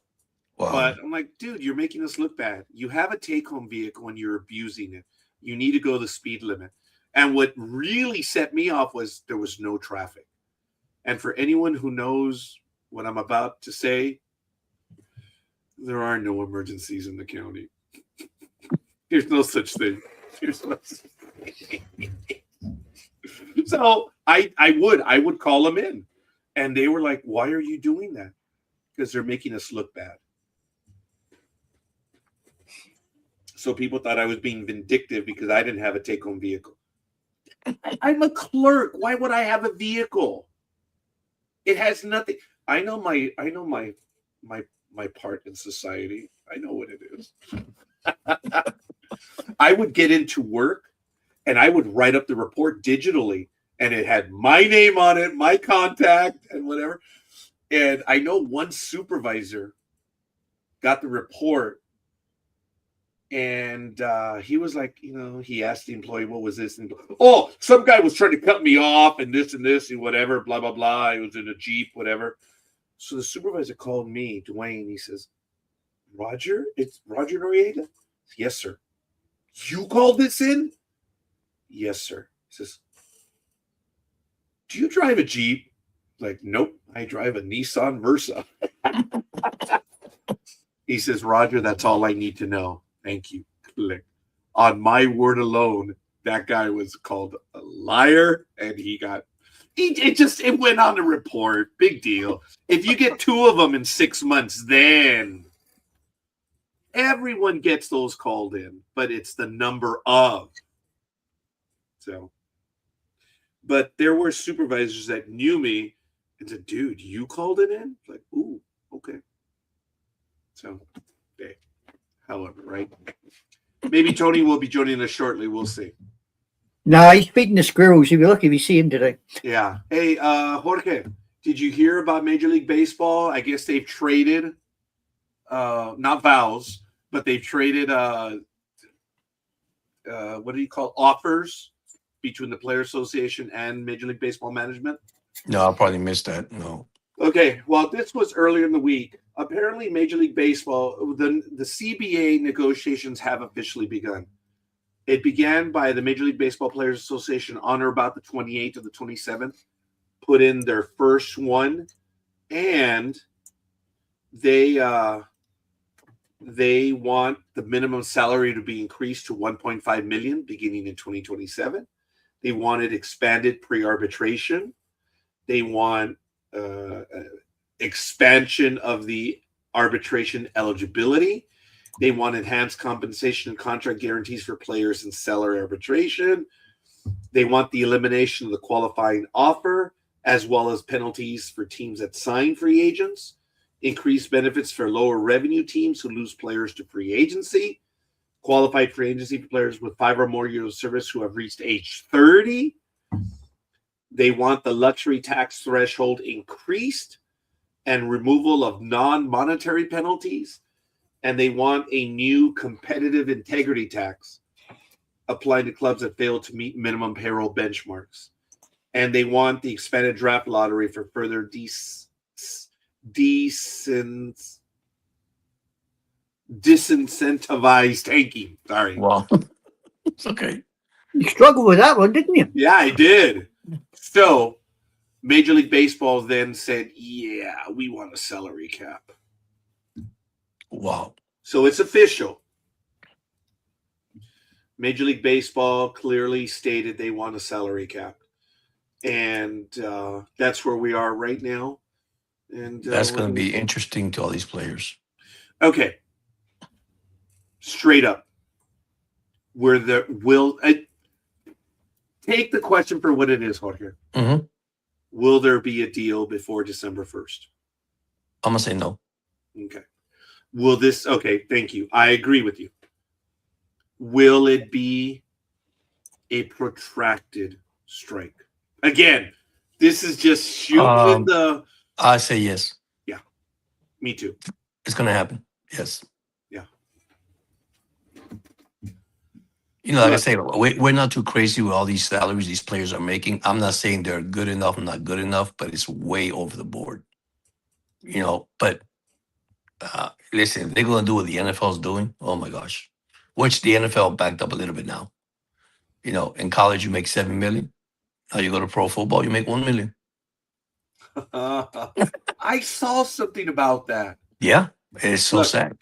Okay, folks, I have said, because we talked about this years ago on this program, that if you want to get paid, fine, give up your scholarship. Mm-hmm. Then it's no problem. Then you're paying your way. But if you're getting a scholarship and you're earning money, well, no. Right. I agree. So if these guys are going to get paid for the endorsement, hey, no problem. Mm-hmm. Pay your scholarship. It could go to someone else. That's right. So now they're getting their scholarship and they're getting endorsements. Well, what about that punter that was in Florida? Do you remember this one, Jorge, where he was a marketing major or something like that? Mm-hmm. And he worked his punting into his marketing. And unfortunately, it was on YouTube, so he was earning dollars. Yep. Yes. Do you remember that? This was a while ago. Yes. And he got penalized for it. Mm-hmm. Dude, he wasn't earning money per se. Right. He was genuinely getting dollars. And it was a report that he did. He did the video, and he actually scored an A, I understand. But he got penalized for that. And he wasn't making money in the sense that you and I know. Isn't that crazy? And you remember years ago when you have the coaches buying vehicles for these kids, putting money into these kids. I'm sorry. That coffee was hot. You see, UFC. Yeah. So now they were saying about the Nick Saban and the guy from the Hurricanes and all that. Well, these college programs, they are big now. This is what the reason I say what happened. Well, here's the thing. Most of these college kids, when we know this, some have kids, they're already married, some are engaged, they have a family, and they can't afford it. And then you're gonna come to their house, knock at the door, and say, "Hey, You want to come to my program? What's to offer? And that's what happened. That's why was it the University of Miami Hurricane got stripped by the national championship title? They took away from them. I forgot some who the other college team was. They stripped the national championship. They took their scholarship and say, "Hey, I'm sorry, you can't do this." Look at now. Now you can make 12, $18 million in college. And then the pro got smarter. The NFL did. He says, "Okay, that's okay. Make their 18 million, but now when you come into the pro, oh, I'm gonna sign you for $1 million." Look what happened to Shadur Sanders when his father says, "Oh my kid's gonna be the best quarterback." My kid, listen, that was a controversy because I believe this. I know you're a dad. You're proud that your kid is going to the pros, but let him be a man and get away from it because you're a Hall of Famer. You're a big name shot. And what happened? He did not get drafted almost to the last round. Got picked up by the Cleveland Browns, and all he got was a contract for $2 million. Yeah. I mean, Yeah, and folks, forgive me. I may have implied that Rodney Peete took monies, and I didn't mean to do that. I was talking about the USC team that got in trouble when Rodney Peete was there under Pete Carroll. That's who I meant, Pete Carroll. Pete Carroll. Remember, he left. So when I said Rodney Peete, I owe Mr. Pete an apology. It wasn't him. It was Pete Carroll. That's who I meant. Pete Carroll. And it's not exactly what we're talking about right now, but Pete Carroll left a bad situation in USC. So I just want to make sure that Mr. Pete, I effed up. I apologize, sir. I didn't mean you. I meant Pete Carroll did all the stupid stuff to get all those players, and then he leaves, and USC had to pay all that stuff when he left. Mm-hmm. But as you were saying, Jorge, now just need to clarify all that these players, the boosters, were getting paid. Either autographs, that happened often, Mm-hmm. and they were getting homes for their family. And yeah, dude, Yeah, it's sad. It was very sad. Mm-hmm. And I got into it with several hosts that were on this program. They're saying, well, you get these big guys that don't even have money for food because they can't get a job. Everything is paid for, room and board, when they go to, and they don't have money for food. Yep. They're going to school, everything, they have a roof over their head, and they're hungry because they don't have money. Hey, look, you know what? Life's not fair. Mm-hmm. Tough shit. So they're allowed to go and, because they're football players, basketball players, or baseball, they can, be rewarded. How many people go to school and are starving, man? Big time. Yes. Oh, but they have athletic abilities, so yeah, no. And the sad part of that is they're hitting the books harder. They're working harder with the books, the education, and they're not getting one thing. And then you got these guys because they're a professional athlete. They're making to the next level. It's so sad. Yeah. It is. Yeah, it's yeah. But like you say, it's still my scorekeeper is also part of life, right? You have to be responsible, reliable, and understanding what you have to do. But my gosh, you know, eh, eh, parents sometimes for me, and you can't blame the parents for everything. You show up these kids to grow up to become men and women, and become warriors as they grow up and battle through life and through situation in life. But then here's one thing that you come in and you got now these big schools. This is where I get to big name school. I mean, if you were in Texas and you live all your life in Texas, listen, finish your career in Texas. But here comes Alabama. Come my way, man. We got this and this and this and this. And we offer this and this and this, and the kids jump the boats. They jump it, and that's the new stuff they got now in college football. The new what they call it. There's a name for it. I just went blank on my head. The portal, the transfer The portal. transfer portal. That's it. Now the transfer portal. But wait a minute. If the kid grew in Alabama, let him be in Alabama Crimson Tide. Let him do his career. Let him go to college. College and finish there, and let him go to the pro. No, no, no. Here comes the Hurricanes. Hey man, we'll take you. We got the money here. Come this way. It's sad. Yeah. Yeah. So if these guys are going to get paid, they shouldn't have, the like what I said earlier, where they have all of their stuff paid for them. Mhm. Hey, if they're going to earn money, great that they can give back their scholarship. No problem. Years ago, I did something. It was like probably 3 or 4 years ago. I put these numbers like for AAA, AA, like baseball, and I said a single A player should make probably 150,000. A double A should make 200, 250,000. Then the AAA should make 3,000 5,000. That's an example, right? A year. I just threw a number. Now, when you go to Major League Baseball, now you're talking a million, not 2 million, not 3 million, not 5 million, not 6 million. Hey, you start base 1 million, and let's see what you got. Jorge, along those lines, I have been yapping about this whole thing of the guaranteed contracts and everything because Mhm. you're young enough to remember Eric Dickerson with the Rams. Yes. Okay. Now, Eric Dickerson, shrewd, shrewd, shrewd. We disliked him for what he did, but he used the system to his advantage. The Mhm. whole deal with Eric Dickerson is I forget how many times he renegotiated his contract, but good for him. You know what? He made it Right. happen. Right. Right. Did he violate the rule? I would have treated it differently, but it doesn't matter. It is what it is. He's one of the only players to actually ever get away with it. Hmm. He That's signed a true. deal where he was paid money, and then he started saying, after about 2 years in or a year and a half, he says, "Yeah, I don't have that drive anymore. It's not the same." Mhm. So he was like, I just don't have the drive. And the Rams were like, "What do you mean?"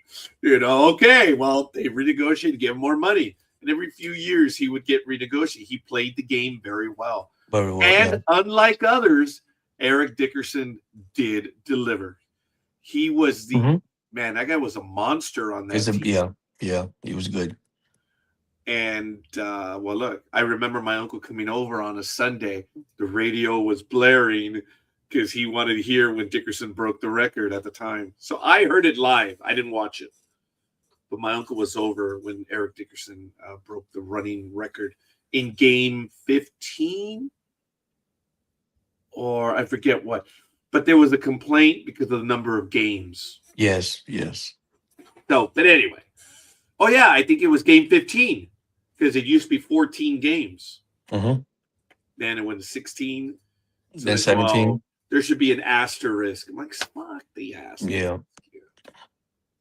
So if they get to Major League Baseball, should be $1 million. I agree. Hmm. And as I was yapping over the last so many years, that baseball should attach a point system or have a point system where if you do something to win the game, it's a positive. If Right. you do something to lose the game, that's a negative. And Right. what is a negative? Committing an error, not advancing a runner, Right. striking out with the bases loaded, not throwing to the wrong base, whatever. Right. So if you have a sacrifice bunt, you move the runner over. It doesn't have the same value, even though it's a positive. It Right. doesn't have the same value as the base hit or a home run.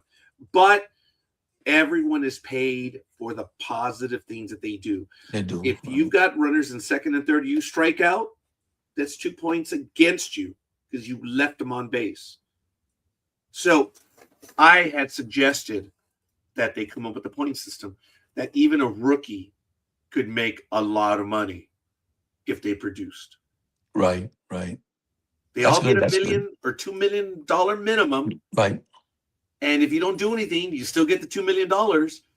But if you do, if you're really productive, yeah. You know who would have probably owed money? Adam Dunn. Yeah. You in line. You haven't known us long enough. Oh my gosh. Talk to me about Adam Dunn. I believe I have a kindred spirit.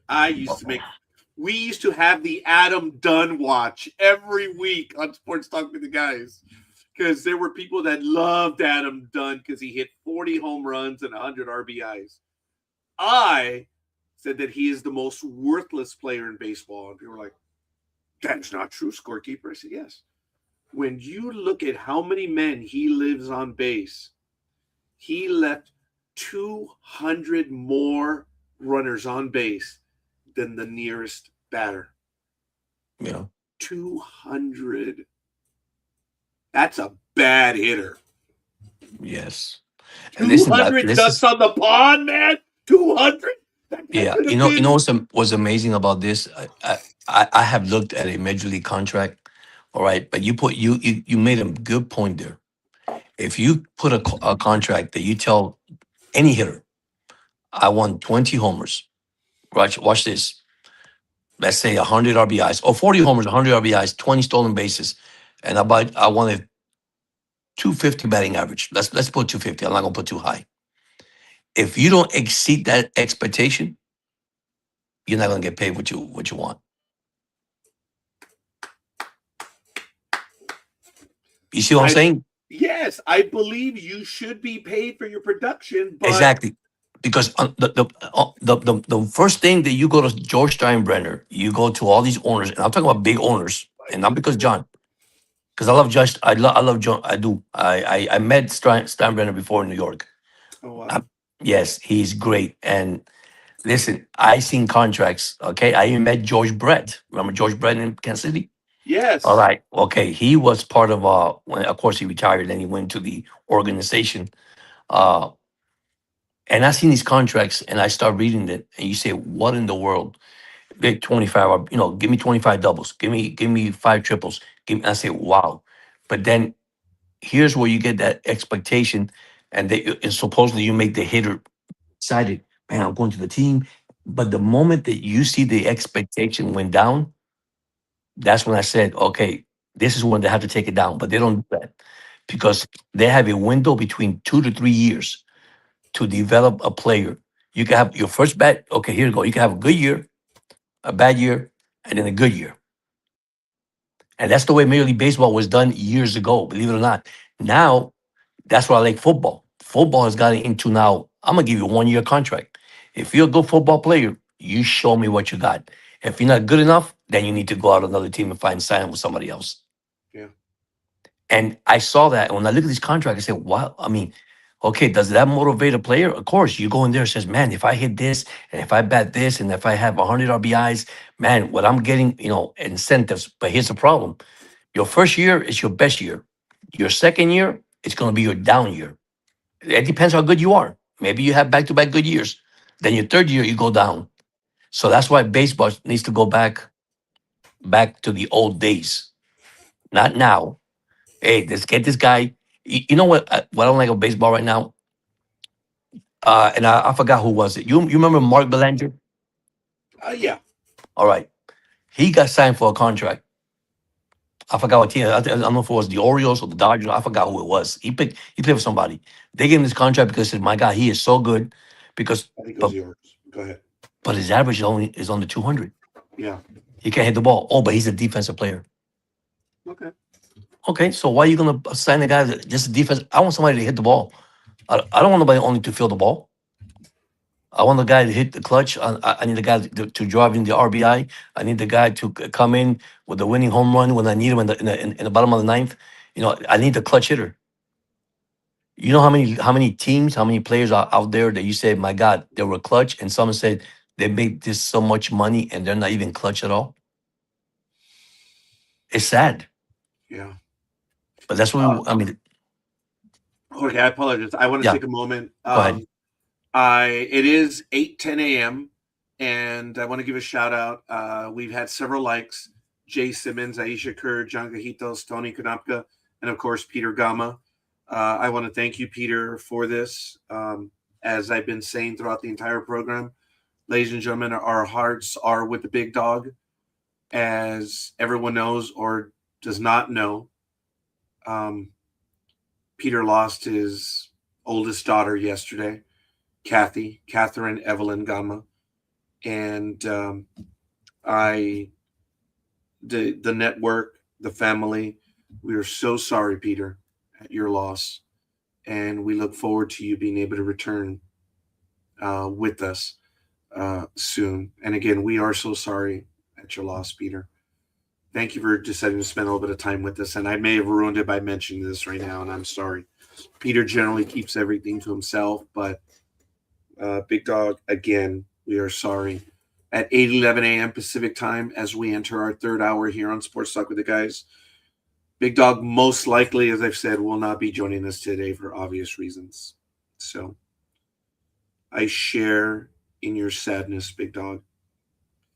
As I shared the story a little while ago, that Kathy, when she was born, when she was brought home, they put her in my arms. I held her in my arms, and I was frightened. I didn't want to drop Kathy because I knew what had happened, how many months she had spent in the hospital being a premature baby. I was so worried about dropping her. But as I mentioned at the beginning of the program, because of her, when my daughters were born, I was ready to go. And Kathy had been on this program in years past, especially when we were doing Harry Potter coverage. And she went way, way, way, way too young. She was in her 30s. And I'm sorry, Big Dog, you lost your son. And now you lost the twin sister. I am so sorry for your loss, Big Dog. And I hope that you will be able one day to be able to return and join us here again. I don't think you knew this, Jorge. No. But now you do. My condolences to his family. Yes. And I think people are shocked because I'm doing the program as well, because everyone also knows, Jorge does not know, that on Tuesday at 6:28 p.m., my significant other finally left this rock. And she was tired. She was exhausted. We had switched at the hospital to hospice care, comfort care, and she did not last 2 hours. So she went quietly and peacefully. And like I said, she passed away at 6:28 p.m. on Tuesday. So yes, Big Dog and I are, and I'm just numb. That's why I said I'm here. And as I shared the story earlier, that when I talked to everyone on NDB Media, says, get rid of the egos, folks. We know we need the audience as much as they need us. So me needing to be here as well is, yeah, I am numb about it. I've been numb since since July of the year before. I have lost so many family members that I just, and you know, folks, when I went in July of 2024, I went on a cruise. Right before the cruise, my brother passed away. In August of 2025, days before I went on a cruise, my mother passed away. And you all know what happened in January. I went on another cruise and I lost my uncle. So I had a cruise scheduled in May. I canceled that one. But now I know I would have lost someone else as well. I have to stop taking those cruises, damn it. So I know I shouldn't have said that at the very end, but that's where we are. It's a very sad day in the NDB media empire right now. Hey, but my love goes to you guys, man. You guys have a good heart, and you guys, it's hard to imagine, but God's good, and you got to continue to stay positive. You did the best you can, and I know you have to feel that way, scorekeeper. You did your part, and I know she's happy up there looking down at you. So I always remain positive. It's the most difficult thing. I lost my mom and dad, and then I see my wife, mother, and father passed away in my house, and that was the hardest thing. But I kept myself positive, and I said to myself, "Wow, eternal life. You know what? Eternal life is in heaven. It's not here, unfortunately. And that's the way I feel. I mean, I don't want to put nobody in any position here, but that's what the guy up there told me. You know, you're gonna meet him one day up there, George. You're gonna meet him one day. You know, so. But listen, I guarantee you the same thing as a dog and you. I know they're proud of you guys. Regardless, you did the battle. You fought. You did it all the way to the end, and that's all you could do. You know, like you said right now, the word you just said. She left peace. She felt good, and she left. You know, but no pain, and that's what counts. And yes, losing a son, a daughter is hard. A wife, like I say, significant other. When I lost my mom, it's like I lost everything. Bookkeeper, but then God showed me, oh man, she's still there. She's looking from above. Just stay strong, George, and that's what I've been doing all this time. And then to take care of two family members of my wife passed away in my house, that was even harder for me. But you know what? I did the best care. That's the same thing you did, bookkeeper. And I best probably, dog could do probably the same thing to his kids, his family. Give the best you can, and that's what you guys did. That's all we could do right now. I appreciate that, Jorge, and we will see when the big dog returns. Yeah. And for now, I didn't mean to ambush you by saying that, but I guess you didn't know yet because you don't run in our universe yet. You don't run with the dogs. But I do want to welcome Philly Special. Good morning, young man. How Good you morning. doing? Just trying to keep my spirits up. So you guys got to a sad part, so I said, all right, you guys are matching my spirits, so come on in. Oh, man. Feeling How are bad you for you, doing? big dog. Really bad. Yeah. Yeah. You know, ladies and gentlemen, I've said throughout this entire endeavor I've never been alone. I never have. And I'm eternally grateful for it. I know I haven't responded in a timely manner at times, but I've responded to everyone as best I could, as well as I could. I may have mourned her past. As I mentioned at the very beginning of the program, I may have already had mourned because when I was told in early February what she had, I talked about standing on the precipice and looking out at what was to come. And I had time to work through it. I mean, look, she was given 2 months. And that was in early February. And she went out on May 26th. I got overtime. I got extra innings. So I was not there when she passed. I missed about 45 minutes. And we went right back. And yeah.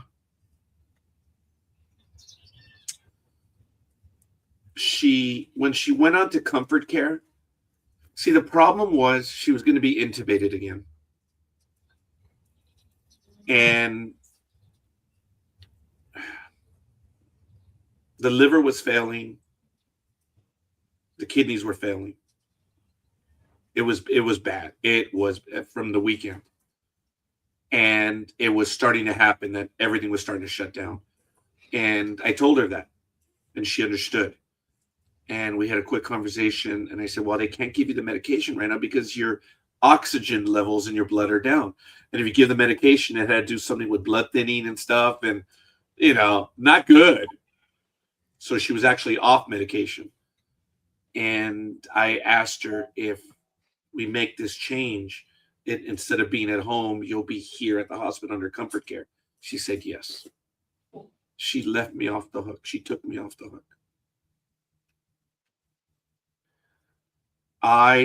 An hour before, selfishly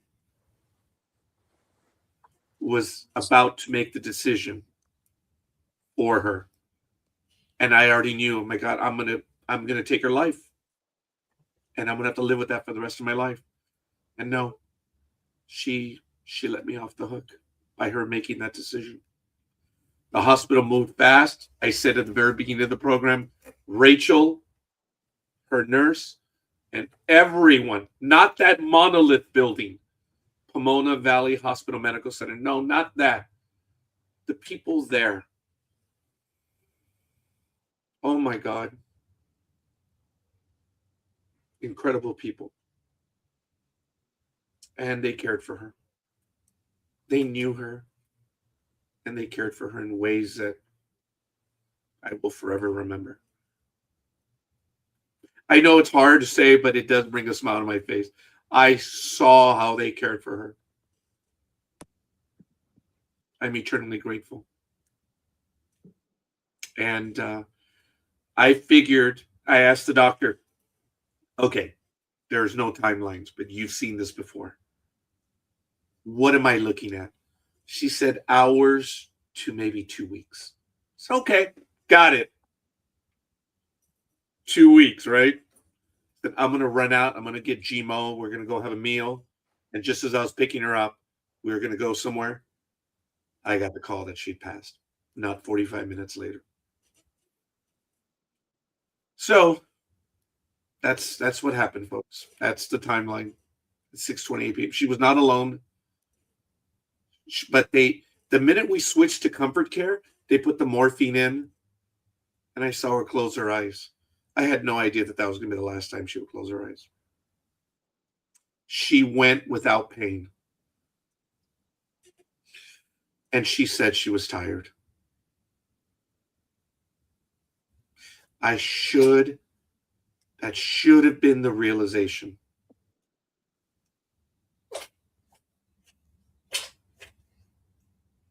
I was lucky, guys. I got more time, I got more time with her. On June 12th, it would have been 33 years. Wow. Huh. Yeah. I spent a lot of time with her these last year. I was fortunate. So, sorry, folks. I'm sorry I got lost in that. Big Dog is more traumatic than mine. I got to say goodbye to her. Big Dog losing his daughter, Kathy.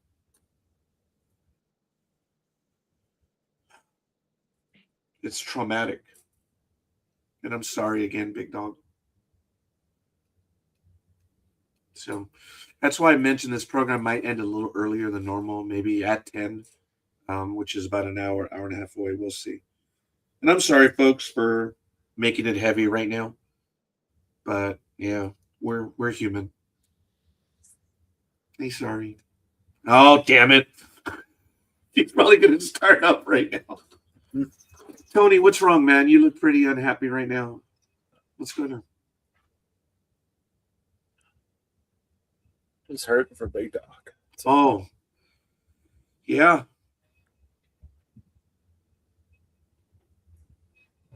I held Kathy.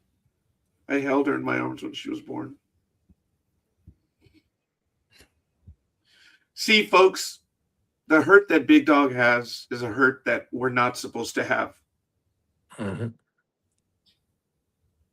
The system, as I said earlier, it's not meant for parents to bury their children. And he's done it once, and now he has to do it again.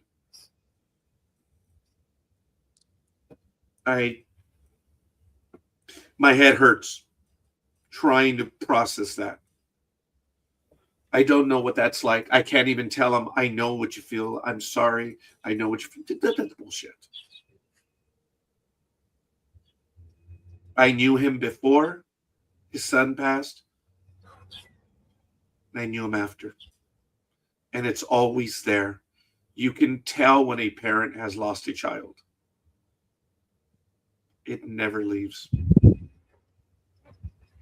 The Big Dog is strong.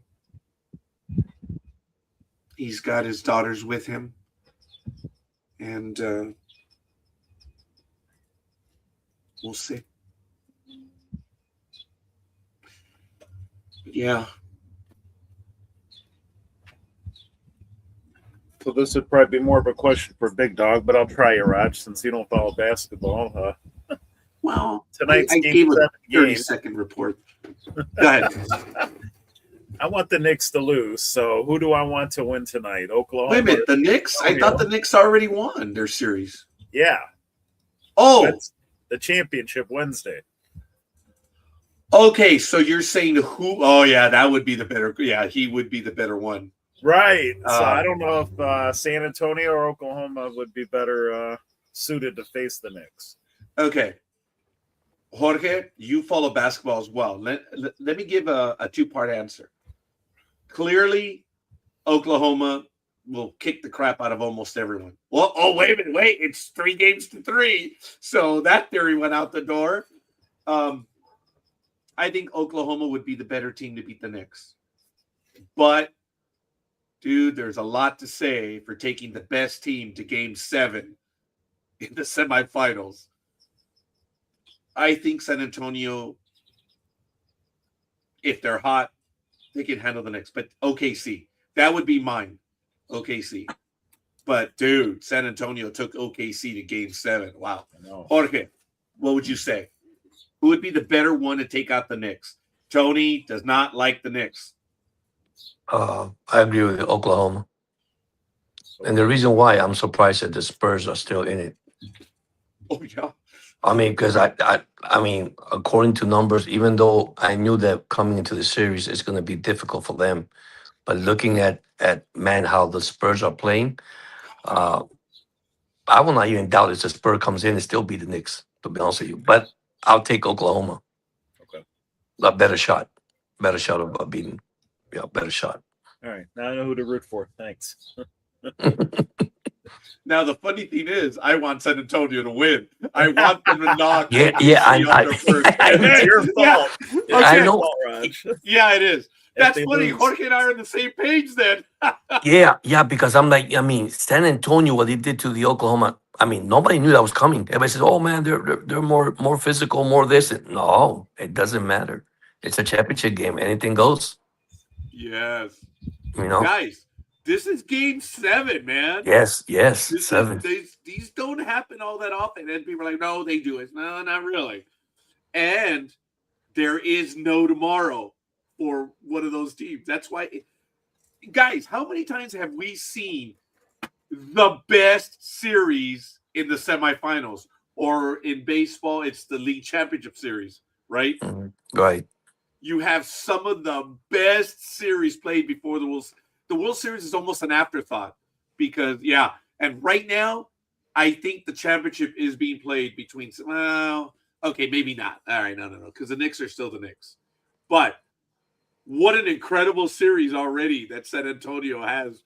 Man, you are missing some good basketball, people. Some damn good basketball. See, the only thing with the Knicks, for me, with the Knicks that I see, that the one game they're consistent, the next game they get blown out, and you don't know who's going to show up. That's what the Knicks are. That's how they do it. That's how they're playing it. They seem to live on a 3-ball. So there you go. That's it.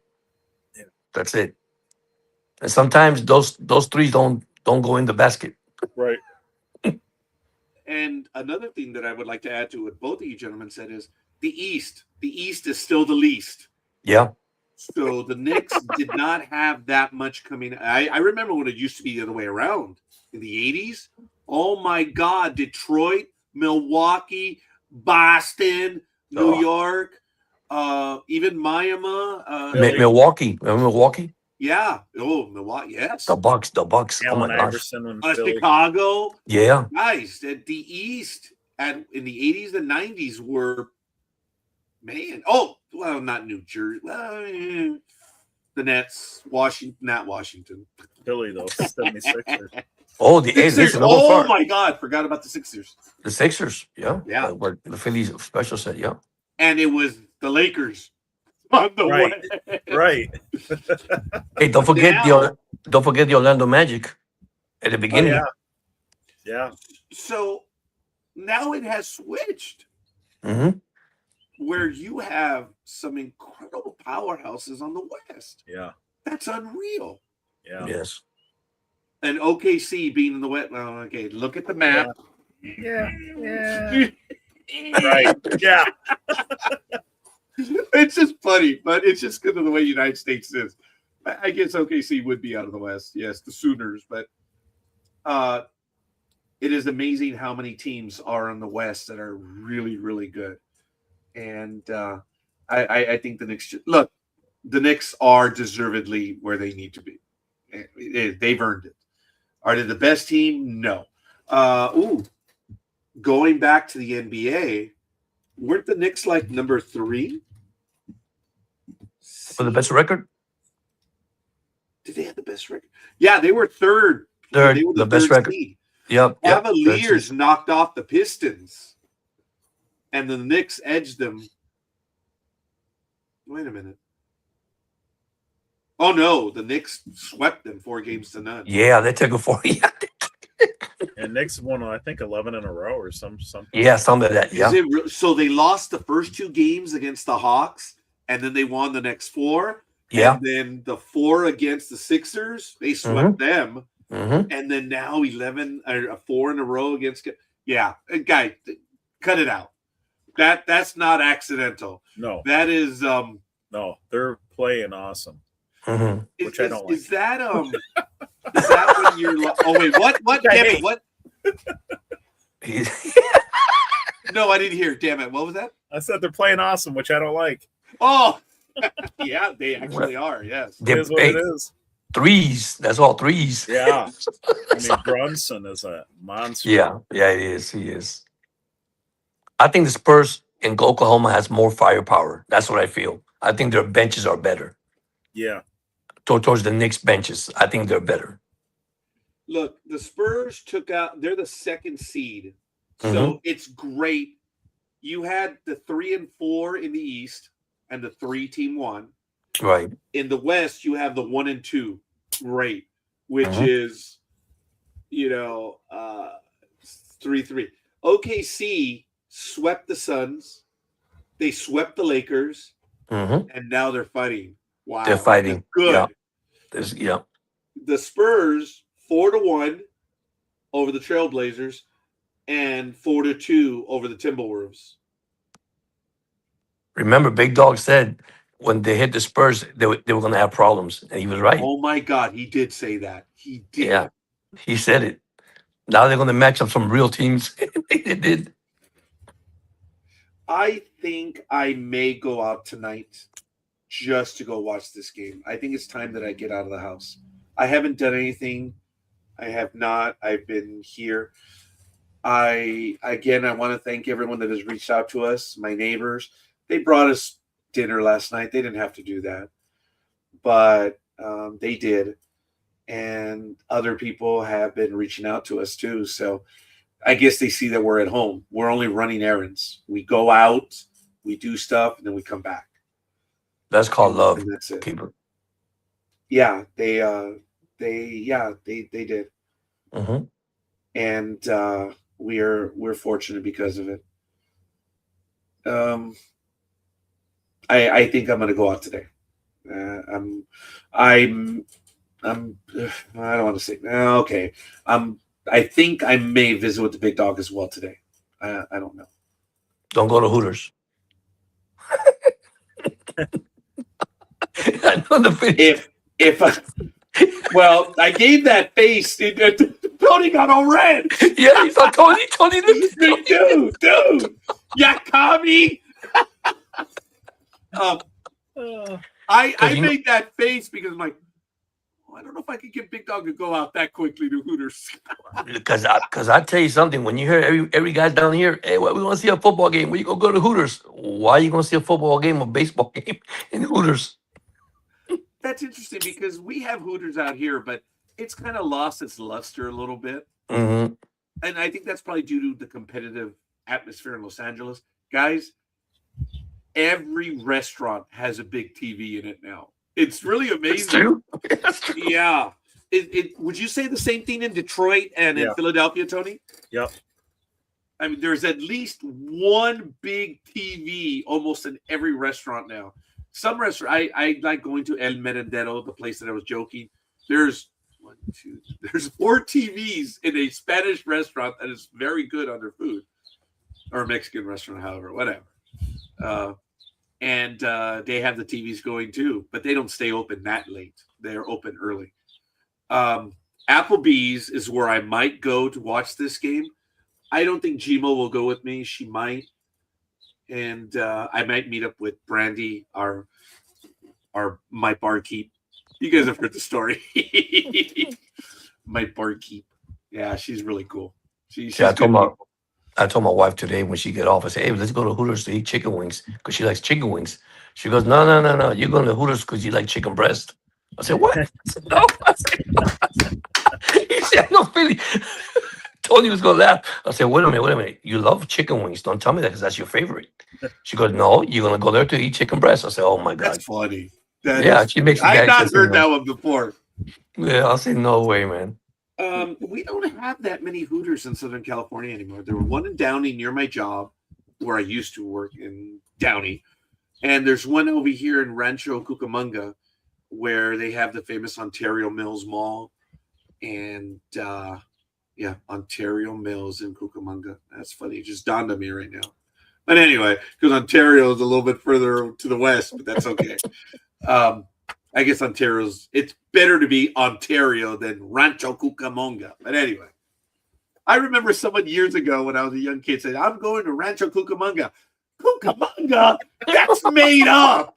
Right. Like, no, it exists. Rancho Cucamonga. As kids, didn't we use that?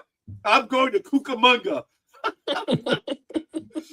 That's a real city in LA. Rancho Cucamonga. Well, in San Bernardino. Rancho Cucamonga. It's like, Wow. They ran out of names. Yeah. Well, I don't know where Rancho Cucamonga, if it really is from a family, because in Southern California, under Spaniard rule, all this California was ranchos. That's all they were. Huge plots of land. And California still divvies up its property lines based on the original ranches. So if you look on some of the old maps, you'll see the dotted lines. Rancho San Fernando, Rancho this, Rancho that, which is kind of interesting. But it's just me. But anyway, so I don't know if there's a Rancho Cucamonga. If there was, who the hell in the Spaniards? ¿Quién tiene el nombre Cucamonga? Que la pen alcahuete. I'm like, which moron had the last name of Cucamonga? So unless you're Indian. over here. I'm sorry. Unless you're Indian. I said, unless you're Indian, you're going there. Cucamonga. What the hell are you talking about? Yeah, that's true. I guess I should have watched that. My wife was born in Tijuana, but most of her family is down in Nochislan. Nochislan. Okay, Nochislan.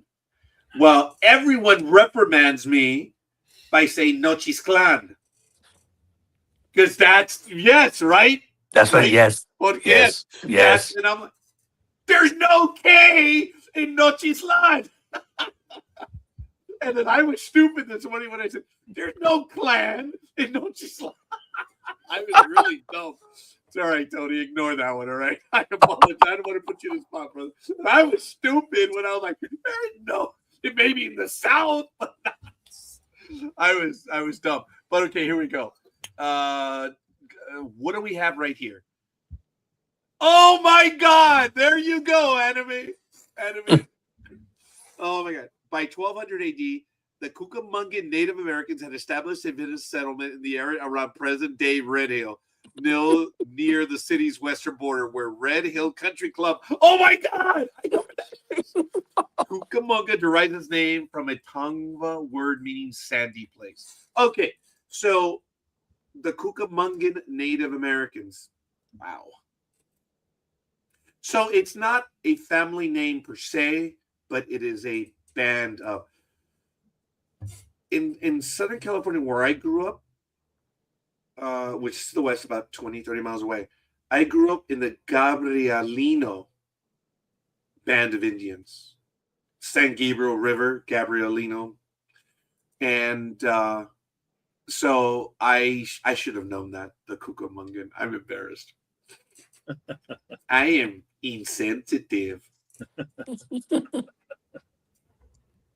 Yeah, you notice how Philly and George are like, Wow. yeah, scorekeeper stupid. He's now admitted he's stupid. See, Tony's heard that before. Scorekeeper stupid. That's when I go into Cro-Magnon mode. Anime girl, that was great. Thank you for looking that up. That was really cool. That is really neat. Yep. I know where the Red Hill Country Club is. Wow. Cucamonga. Rancho Cucamonga. Yeah, but notice it's spelled with a K. Wow. Rancho Cucamonga. The two K's were replaced with C's. So Cucamonga. I can see that. 1800. Yeah, I can see that. Anyway, yeah. Anyway, that is cool. So yes, over there. I lost my train of thought. Shit. The Sandy place. Oh, I gotta say this to the Philly special. I went to Jersey Mike to get a Philly steak cheese, right? And I told I told the lady in the counter, go back to Philly, because this ain't no New Jersey Mike. She looked at me, she goes, what do you say, sir? I said, this don't taste like Philly steak cheese. So if I was you, I'd take that Jersey Mike, take that Jersey Mike out. You know what's that is funny, guys. I'm gonna have to try Jersey Mike's. I don't think I've tried Jersey Mike's yet. Well, But when I was last year when I was visiting the East Coast, Michael Day, you guys all know Michael Day. He was kind enough to host me when I was there. He First of all, this is a personal comment I can share. Michael Day is a connoisseur when it comes to food. That Nice. man has a palate. Dude, oh well, yeah, Tony, you saw some of the places where we went. Mhm. Those were his choices, dude. Michael, he's got, dude, he is a lot braver than I am, and I mean that respectfully. That I think I've said on here ad infinitum ad absurdum. If I go somewhere and I like it, dude, that's it. I will order that from here to all eternity because it was good. Because I've gone to places and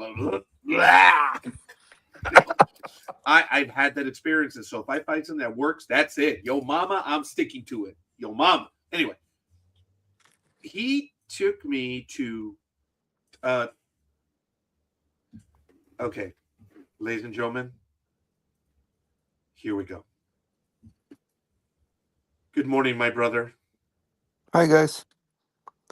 Just wanted to come on real quick and say thank you for all your heartfelt comments and condolences. Thank I you love so you, Peter. much. It means so much to me and my kids. Thank you. Thank you, Peter, for coming over to spend some time with us. I I'm not gonna stay long. I'm sorry. No, don't shut up. Don't even say that. I mean, shut up about the I'm sorry.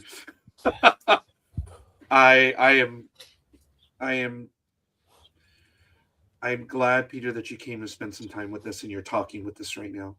How is the family right? All the girls are with you, right? Well, not right now. We were at my place till after midnight, just Yeah. talking, telling stories, laughing, Yes. trying to get through as a family. So I don't know how much you've been here, Peter, but I was telling a few little things of Kathy too. I mentioned how she'd been on our network as well several times. yeah. For the Harry Potter programs, the movies, remember? Yeah. And you were the very first one to hold her out of everybody. You were the first one to hold her, and the shock and horror on your face was so funny. I wish I would have taken a picture of it because you were so scared to hold her. I didn't want to drop her, damn it. Peter, when I got to hold her, how many months had she been in the hospital? Was it like 3 months? Yeah, because She was she's born born in 2 ounces, guys. Yep. Check it. 2 pounds, 2 ounces. And that was a big. I mean, now they don't make that much of a deal about it, but back in 1989, Oh my that was a God. very That was, serious deal. yeah.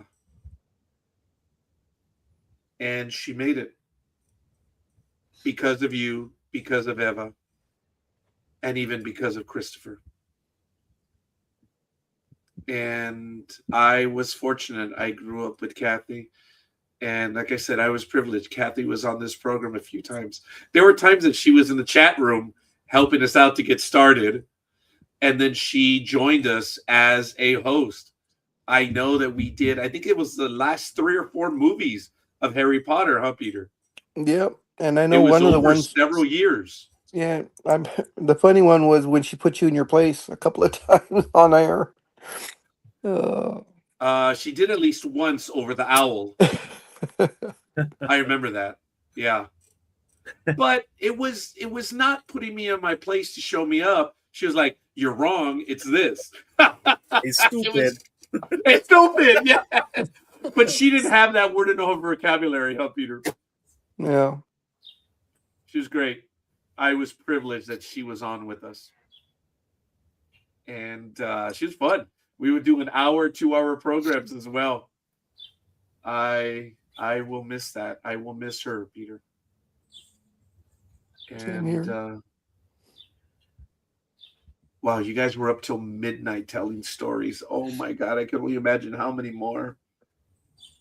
Oh yeah, we were looking through old pictures, and the girls started seeing their pictures when they were smaller, and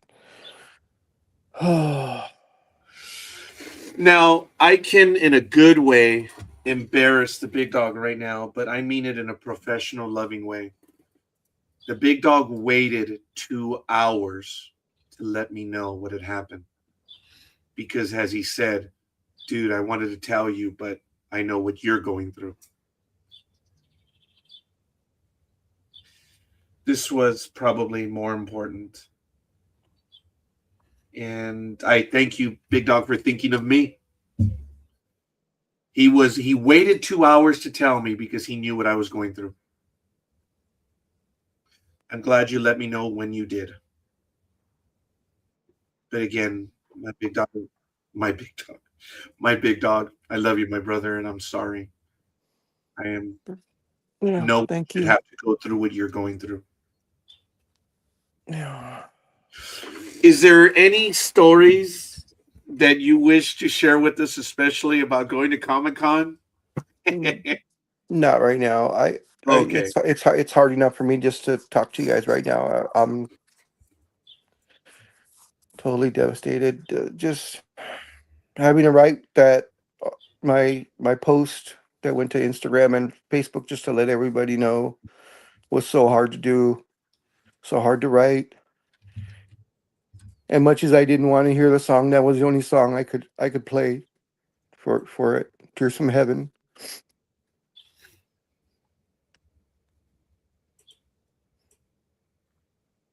Anyways, guys, I'm gonna get off. Once again, thank you everyone for all your thoughts and your comments, your condolences. It is so greatly appreciated. I've shared every single one with my family, with my girls, and it means so much to feel the support from you guys. It helps so much. So thank you all. And I Thank you, reached Peter. out to a couple of you guys. I reached out to Aisha and Philly and Gig because you guys are all so close.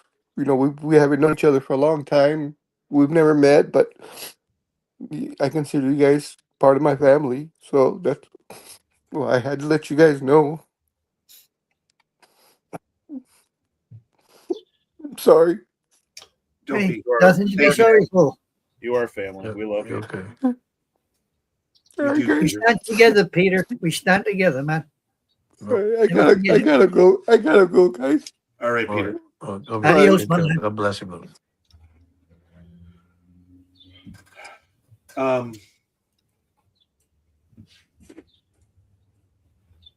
Peter posted 7 hours ago. I'm utterly, completely devastated.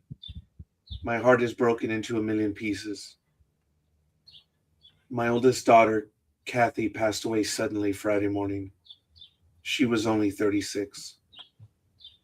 There is something inherently wrong having your child pass before you. She was so strong. She was born a little over 3 months premature and weighing only 2 pounds, 2 ounces. But she survived. Her twin brother, Christopher, unfortunately could not hold on and passed 23 days after they were born. This doesn't seem real. I don't want to go through this again. I have been in a haze since yesterday. Nothing is going through my mind and everything is going through my mind, if that makes any sense. I'm trying to stay strong for my 3 daughters. We are leaning on each other to try and get through this horribly tough time. My sweet, sweet, beautiful firstborn child is gone, and I'm lost. Kathy, Dad will always love you, always and forever, and I will see you and Chris again.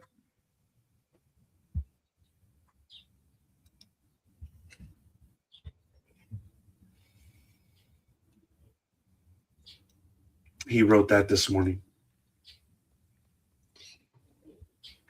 But every word hurt. Guarantee that one.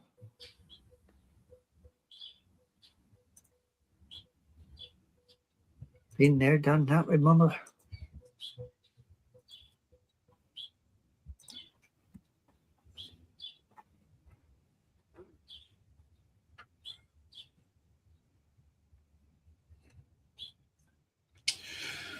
I'm sorry that he has to go through it again. But I'm glad the girls are with him, and they will be moving forward together.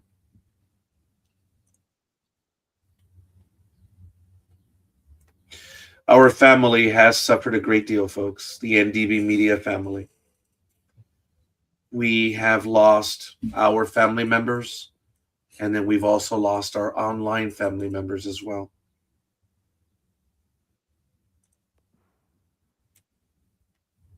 Yeah, 2026 is not a good year for any of us.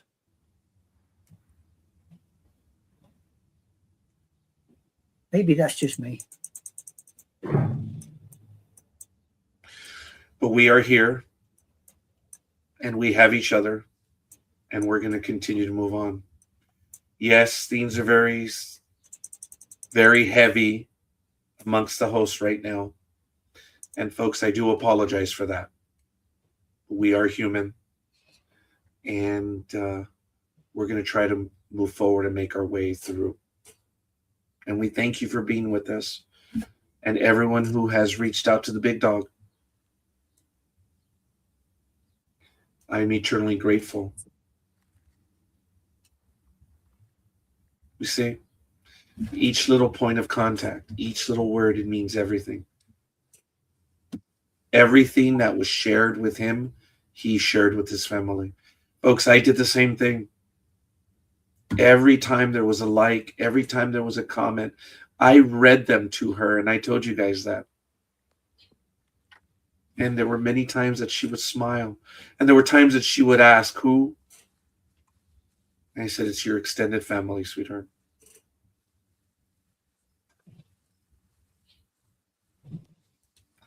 You know what the strange thing is? I now put on Facebook that I'm a widow. Holy crap.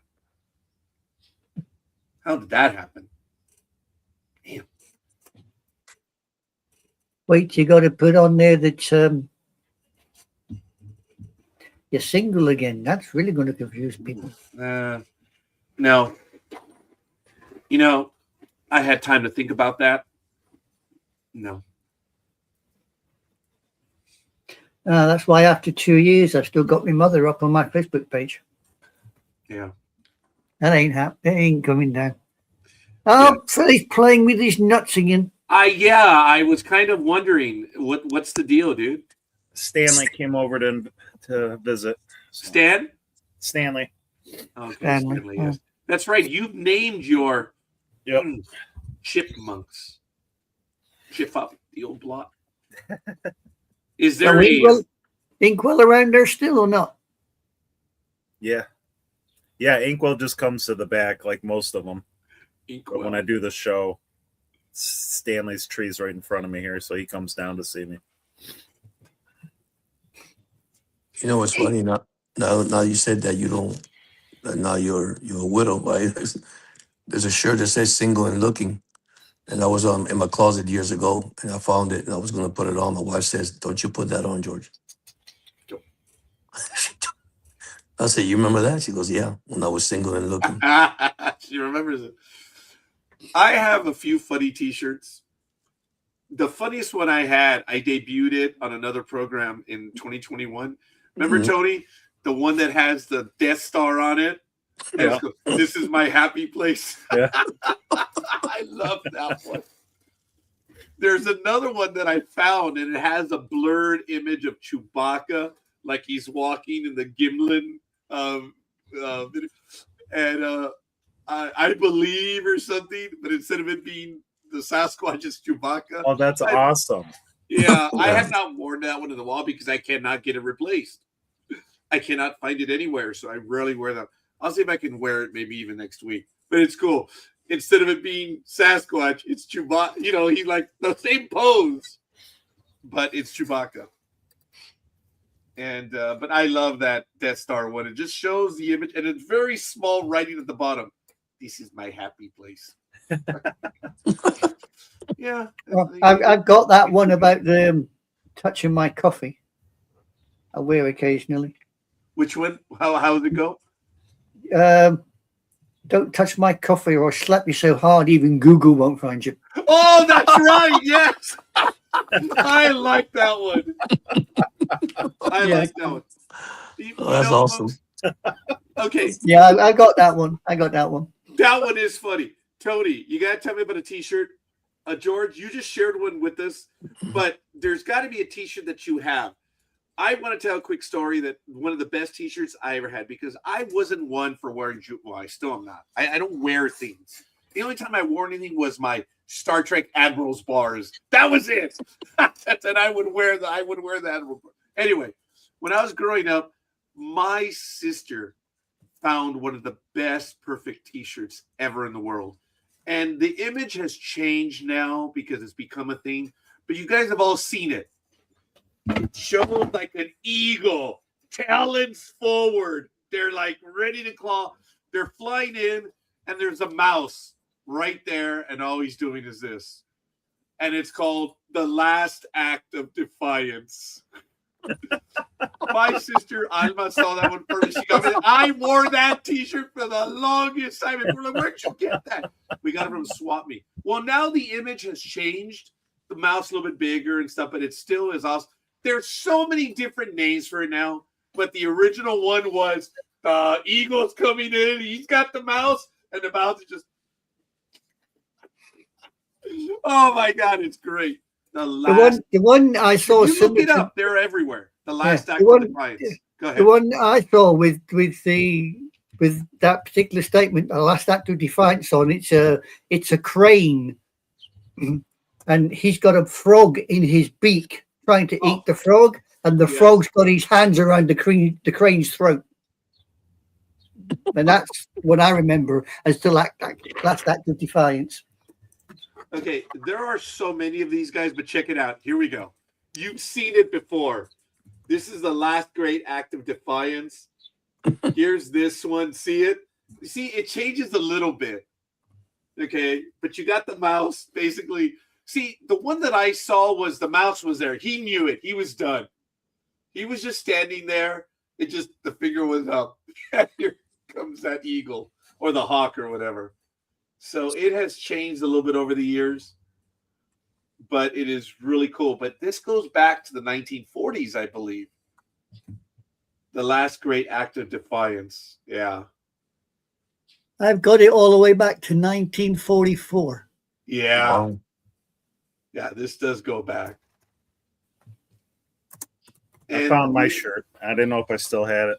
Oh, you did? Oh, wait, hold on. You guys will get a kick out of this one.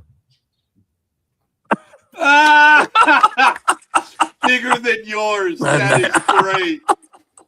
And it's a squirrel. Perfect. That is. Okay, so that is the T-shirt that I grew up with. That one. I wish I obviously outgrew that one. The Last Act of Defiance. The other one that I had is the one that I show you now about my happy place. George, you just showed us, single. Okay. Single look, yeah. What is the T-shirt that you wear because you're kind of like, mine is the Death Star one. No, that's what I wear. I mean, I wasn't that fancy guy with it's been a long time, man. Me too. Yeah, it's been a long time. But normally the single and looking one. See, the problem with the single and looking one is when I got married 33 years ago. So the moment I got married, I wear it. I was wearing it, and my wife says, "What are you wearing a T-shirt for?" Because I'm single and looking. I said, "You just got married." I said, "Oops, I'm sorry." And the sad part is, we went to a place, and a girl asked me, "Are you single?" I said, "No, I just got married. You see my ring? You see my ring? We just got engaged. I mean, married. Engaged and married." And she goes, "Oh my gosh!" I said, "So what are you wearing that T-shirt for?" I just wear it.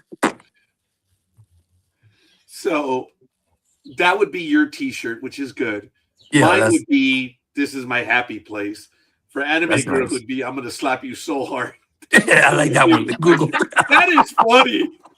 That was good. That was great. Tony, I know you showed us that T-shirt right now. Is that the one, or what is the T-shirt? I don't know. I think I got a couple more. I got to go check. Let me see. Oh, okay. I did washing. This is the first real week that I'm washing on my own, so I gotta learn how to do all that. So, yeah, it's a lot of work. I'm looking at the house. I'm like, son of a biscuit. This woman kept this house clean. Damn, even the last few years, I don't know how I'm going to do that, but we'll come to that in a little bit. But I look forward to seeing. I do have a few T-shirts. My wife had some funny T-shirts. She went by the imagery. She had this cute one of a little cow when she was expecting, and it was like something had to do with like pregnant university or something. She had some real funny ones. She had a sense of humor. There's no doubt she had a sense of humor. And I don't really want to say very much now until we have Celebration of Life, but I may be doing something along those lines. And speaking of along those lines, Tony. There we go. Okay, this one is like my spirit animal. Like, this is me. Can you see that? I run on coffee. And horror movies. Oh, that's nice. Yes. Oh, that's nice. On coffee and horror movies, and then when the Eagles lose and I'm in a bad mood. Oh boy! Wow! Wow! Yeah, I would never expect that from you, Tony. Yeah. How many stains you give him that shirt when you're walking by?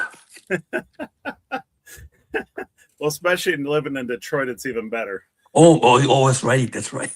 Yeah, so I'll get a lot of crap from Lions fans, Lions fans or something. So I'll wear that to the gym or something. I just won't say anything and just wear that. Oh, now you say that Philly said that. There's a shirt that has the Detroit Lions, and it says, "Look how the lion roared." And in the back of the shirt, it shows a little cat. Meow. Oh, that's awesome! You gotta see, that's a good one. From the Detroit Lions. That's so funny. That's awesome. Yeah. You see, I've got a T-shirt that a co-host from this show once bought me. Yes. Mm-hmm. Just a girl who girl. loves. Yep. Here, I'm gonna make it a full screen. Ah, Oh, that's nice. Oh, Anime sketch. Yes, that's that one awesome. is. that's That was nice. Guess That's who bought me that? This. Gee, let me think. Prescott. Foxtrot Oscar there. He probably Uh, doesn't know what Foxtrot Oscar means. He'll work it out one day, though. oh, I don't know. I don't know. You hang around with us long enough, you'll work it out. You see? Oh, yeah, I'm Jorge. getting. You know, we do speak our own language on this program. Oh yeah, oh yeah. Yeah. But you'll get it after a while. Sometimes we take the time to explain it, but sometimes we don't. I mean, Tony, Jesus, you were listening for the longest time. We do speak our own language, and Oh, you for eventually sure. get it, right? Yeah. Well, you see, Yeah, you can never forget Foxtrot Oscar because it's actually sitting there. Yeah, there it is. There it is. The full statement is, please, would you kindly, Foxtrot Oscar, thanks awfully. You know, It's there.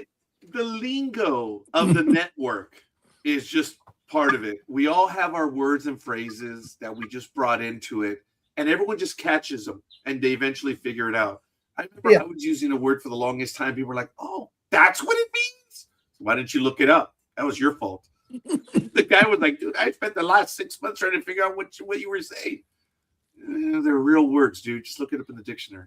Now, do we make up our own words? Oh, for the love of God, yes. Yes, we do. That's part of it. Yeah, you see, I got the problem. I use a lot of the phonetic alphabet that I learned while I was in the forces. So a lot of my responses will come from how we used to react in the army, because there's a lot of times you can't swear because of who's around you, because they'll hear. All right. So you have to use phonetic alphabet because people in your immediate circle know what you're talking about. Okay.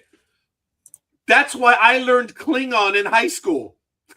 That book in 1985, after Star Trek 3, which was in 84, Bantam Books, or the little chicken, the little rooster on it. You guys all know what I'm talking about. That one issued a Klingon dictionary written by Mark Orkran. And it had a lot from Star Trek 3, and it had 3 swear words. Oh, that was enough. I'm in the seminary, guys, of all places.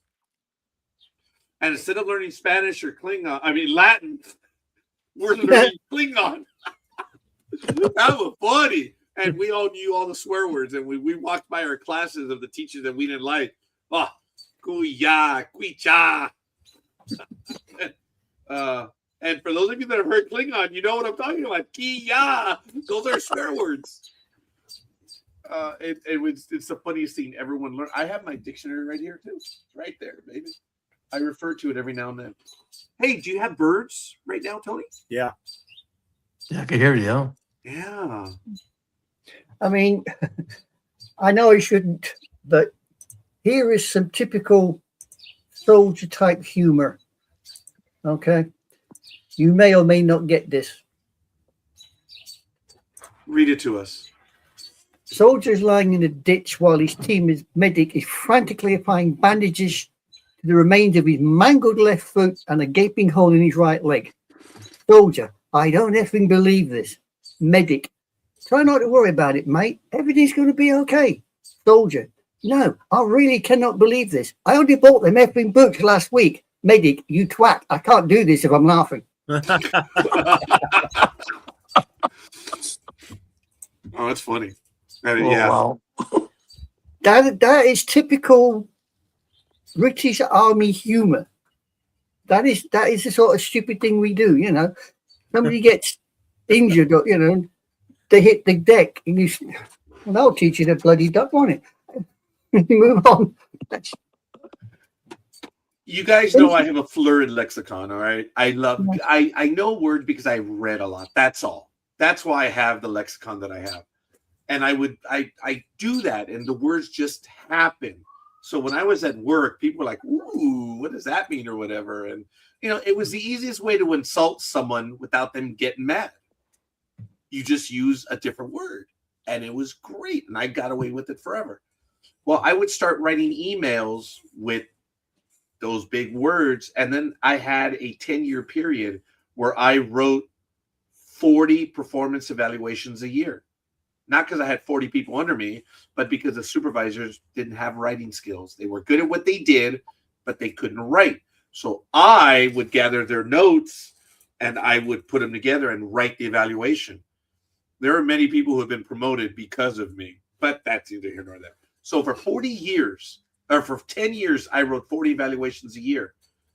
And in the second year I was doing it, I wrote a word, and I was really just messing around with me, like, I'll see if I can get this word to go in. So if the word went in, no one did anything. And about 6 months later, there was a department memo that went out, or an announcement, and it had the same word in there. And I said, nah, bullshit. These people aren't that smart. They're not that smart. They've never used a word like it. I was like, son of a bitch. Because, the documents percolate through the department. And they get up there, and eventually someone sees it, and they started using it. So I started to mess around. And said, okay, how long will it take for this word to percolate through the department? The record was about 4 months when I would see the word come back. But I got some really arcane words in there, just screwing around. There's some words that just wouldn't go, but it was fun to see which words would come back. And the average was about 6 months. I would write a word, and then they would eventually get used. Because in the early 90s, I wrote this word, brain trust. That is a very businessy word. You wouldn't find it in county or government. Brain trust. There's no such thing.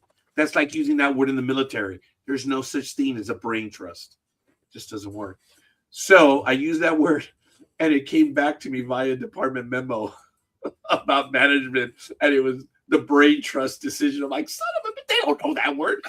They're engineers. They don't know that word. Yeah, I see there's a word actually that the Americans have started nicking from the British now. Cockwomble. Oh, cockwomble? Yes! Remember, I used 7 of those words like a few years ago on Monday Night America. I added about 10 words, and cockwomble was in there. So They're starting to use it, huh? Would you give us a definition of cockwomble? Yes, there is a definition of cockwomble. It is a informal slang used to describe an individual who is considered foolish, incompetent, or irritating, and is often used in a derogatory manner to criticize someone's behavior. So therefore, you see, one can define certain individuals as cockwombles. Okay, I'm going to share something with you guys on one of my screens. Check it out. Here it is. Okay, I use OneNote for all my notes and episodes. Look, each link is to a particular story or something that has happened, like, just things. And I've been keeping notes on OneNote since 2018. Check it out. Those are the articles and themes that I did on Monday Night America on August 6, 2018. Isn't that crazy?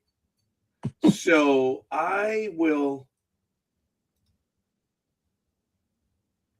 These are our different guests and stuff. Oh, look at that. Nick Valente, America's top dogman investigator. That was the episode on February 28, 2022. But this just goes to show you how I keep track of the notes. Look, for today's Sports Talk with the Guys, here are today's notes. All the stories that we could be going over. So that's just a tiny insight of what I do every week. Like, did you guys hear about the football player? What was his name? Who got busted? Oh, yeah. Pro NFL running back. Did you guys hear about this? Yes. Yeah, we heard it. Josh Jacobs. Has there been an update? He has 5 charges against him: battery, strangulation, suffocation, criminal damage, and intimidation of a victim. Wow. And the strangulation, suffocation is a felony.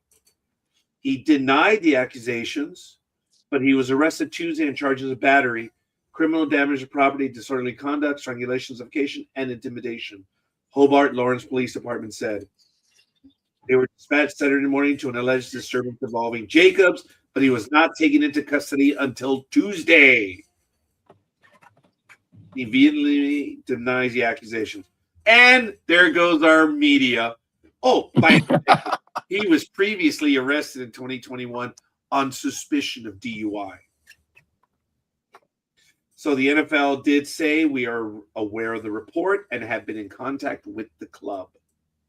Green Bay issued a statement saying the team was, quote, aware of a matter involving Josh Jacobs. As it is an ongoing legal situation, we will withhold further comment. Is he going to get suspended? I think 10 years ago, he'd already be suspended by the NFL, right? Yep. Remember Roethlisberger? He got suspended 4 games just because he got accused. And it turned out the accusation, she didn't. Did she pursue those? No, huh? No. I think he was charged with sexual something. Sexual. I think it was sexual assault. Yes. Yeah, sexual assault. Yep. But it turns out that they didn't even charge him, but he still got suspended the 4 Yep. games. Yes, he was. Yep. That's why, folks, I am always one of no. You let the things run their course. He got suspended 4 games. He lost the money for the 4 games, and he was never charged. Mm-hmm. Bauer lost his baseball career, and he was never charged. I joked. I said, his problem is he likes to run. That's it. And he's paid a heavy price for that. I'm going to say likely he'll be suspended from the NFL period. Yeah. He'll be gone. Well, as we say in Scotland, he's been a wee bit of a numpty. A numpty. Yeah, you used that one before. Yeah, there's That's an a Scottish update word. That's a Scottish yes, word. please, Philly. on Josh Jacobs. He was released from custody May 27th following an arrest on suspicion of domestic violence. No formal charges have been filed yet as a district attorney seeks further investigation per NFL.com. There we go. The NFL. They arrested him? He was released, though no charges have been formal yet. You see, yeah. So he gets arrested, no charges, you're out. Yep. That's cool. Just ask Jacob how much he paid under the table. Yeah, he probably found the local copper who stood at the back door saying, "Can I have your autograph, sir?" Yeah, Nice. please. Yeah, of course. Yeah, that's you. Esquire Heppelnickel, do your investigations, please. Find out how much he paid under the table. Yes, I asked you. Yep. Don't give me lip. Do your job. You're on retainer, dick. Anyway, sorry. It sounds like he's November Here's the Fox for funny thing, India. Jorge. Here's the funny thing. You're the only one that doesn't know there's no one here. Oh, trust me. You were making your point across. Is our made-up attorney. You were making That's up. what I said. It sounds like he's November Foxtrot India. Yep. Think Now, about it. It's Look at been it. our joke that whenever I get frustrated with someone, I'll look to the right and say, yes, how should I answer that, legal counsel? I've been doing that one for about 2-3 years now. And it's the name Heppelnickel is a play on someone that I respect. That is not, well, it's my barkeep. Her name is similar. And I gave her a little bit of, there's a name. She goes, that's not my last name. I said, well, I'm not going to give up your last name, blockhead. I don't want to, even though you work at Applebee's on Monte Vista in Montclair, I'm not going to give up your full name. But she is a good soul. There's a picture of her with my daughter and I on Facebook. She was glowing on that picture. She's a good soul. And we met her, Claudia and I, my office manager, we met her during COVID. And Claudia and I were little a-holes that day. We were just like making fun of everyone. Just like someone walked by, like little dogs barking. Well, every time she came by, she heard us use a swear word. We're like, oh, sorry. And then she came by again. I'm like, oh, sorry, we didn't mean that. She says, oh, you guys don't have any idea what I hear here. So she was very nice. She was very helpful. About a week later, we returned and we saw and we were remembering. She was really cool. And we weren't certain who it was. And she walked by us and we said, excuse me, miss. Last week. I was like, oh, awesome. Ever since then, we stuck with her. She's one of those rare individuals that is, she's real, that she's a good person and what you see is what you get. And that's why we've hung around with her. I've talked about her, Tony, for years now. And, she was at the bar, so I would call her my barkeep, which is an old phrase because of my lexicon. All right, I'm stuck up. So, folks, there's a baseball quiz where I want to show you what I did. I got 64 of 66 correct in 7 minutes. Wow. So, that's me just showing off. I got 97%. I want to start this again. Okay, so here we go. I'm going to ask the questions, and then we're just going to find the answers. And we're going to do this very quick, okay? So I think you guys know the first question. I don't know. I don't do diddly squat, so I'm out. Okay, well, that's fair. All right, here we go. From 1884 to 1957, where were the Los Angeles Dodgers based? Brooklyn, Buffalo, St. Louis, or Cleveland? Brooklyn. Correct. Chipper Jones spent his entire Major League Baseball career as a member of which team? Atlanta Braves. Yep. Correct. Which baseball Hall of Famer is known as Mr. October? And there is only one. Reggie Jackson. Oh my gosh. Okay, good. Correct. Which of these baseball Hall of Famers has an award named after them? Connie Mack, Honus Wagner, Cy Young, or Walter Johnson? Cy Young. Yeah. That is correct. Andrew Rube Foster was known for his involvement in which baseball institution? The International League, the Negro Leagues, the National League, or the American League? Oof. I'm going to say it again. Andrew Rube Foster was known for his involvement in which baseball institution? I'll say Negro Leagues. Me too, Negro Leagues. Correct. According to legend, who is the inventor of baseball? George Washington, Abraham Lincoln, Lewis Clark, or Abner Doubleday? I honestly don't know. I would go with the name I don't know. That's a complete idiot. I'll say D. Doubleday I'd go with. I have no idea. Jorge? God, that's a tough one. Yeah. Tell me the names again. Just tell me the names. George Washington, Abraham Lincoln, Lewis Clark, and Abner Doubleday. Oh, Lewis Clark, man. Ooh, the correct answer is Abner Doubleday. Look at that. Wow. Yeah, that name was like... Okay. Which team has won the most World Series? Yankees. Oakland Athletics, the Yankees, the Giants, or the Cardinals? Yankees. That is correct. Which baseball outfielder got the nickname Mr. October? Whoa, I thought I already we got one already. Yeah, we got... Oh, correct. Okay. In 1989, Commissioner A. Bartlett Giamatti banned which player from baseball? Darryl Strawberry, Raleigh Fingers, Dwight Gooden, or Pete Rose? God, I think Strawberry was the first one. Strawberry? Was it Strawberry? I think it was Strawberry or guys, either between Strawberry and the other one. Okay, Strawberry, Fingers, Gooden, or Rose? Man, I'll say Strawberries. It's between Strawberry and Gooden. That's I can say. Okay. Tony? This I'll is just cool, man. I know. Well, This one's Pete tough. Rose. I'll just go with Pete Rose. I have no Pete idea. Rose. I have And no the idea. correct answer is D. Pete Rose. Yes. Pete Rose. That's right. Pete Rose. That's right. Which Major League Baseball's home venue features McCovey Cove, which is over here? San Francisco. San Francisco. Yes. Astros, Athletics, Miami, or the hated ones? The hated ones. The hated ones. Correct. Okay. Albert Pujols played for which team from 2001 and 2011, and he was known as Prince Albert? The Boston Red Sox, the St. Louis Cardinals, the Atlanta Braves, or the Los Angeles Dodgers? Cardinals.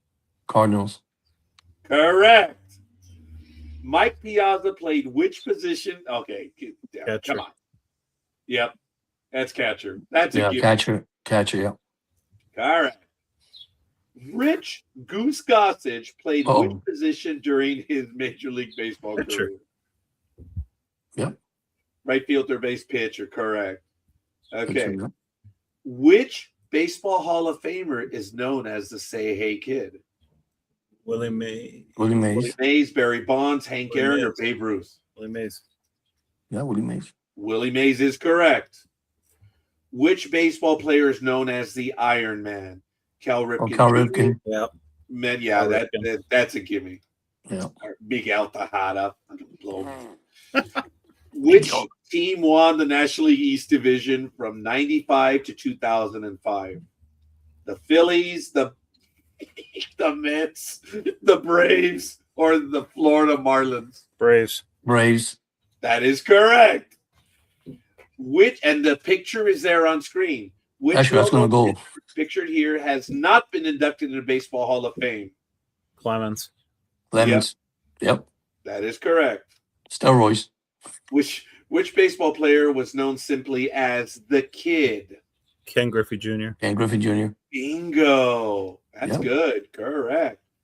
Which the National Baseball Fame is based in what city? Cooperstown. Cooperstown. Yep. Not Williamsport? Nope.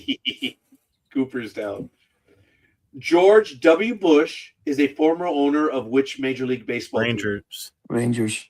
Correct. Oh, Texas Rangers. Sorry. Babe Ruth began his Major League Baseball career as a member of which team? Red Sox. Boston. Yeah, Yep. Boston Red Sox. Yeah. Correct. So you're 21 in a row, guys. Which Major League Baseball's team? Oh, come on, Jorge. Baltimore. Camden. Yeah, Yeah, yeah. Camden Yard. Yep, Camden Yard. Yep. Baltimore Orioles. All right. In 1947, who became the first African American to play in Major League Baseball? Oh my God. Jackie Robinson. Jackie Robinson, Jackie Robinson, yeah. Bobby, or Satchel Paige? Jackie Robinson. All right. Oh, which Baseball Hall of Famer was at the center of the Pine Tar? George Brett. Oh, George Brett. My gosh. Yeah. All right. Come out of that dugout crying. I didn't do nothing. I didn't do nothing.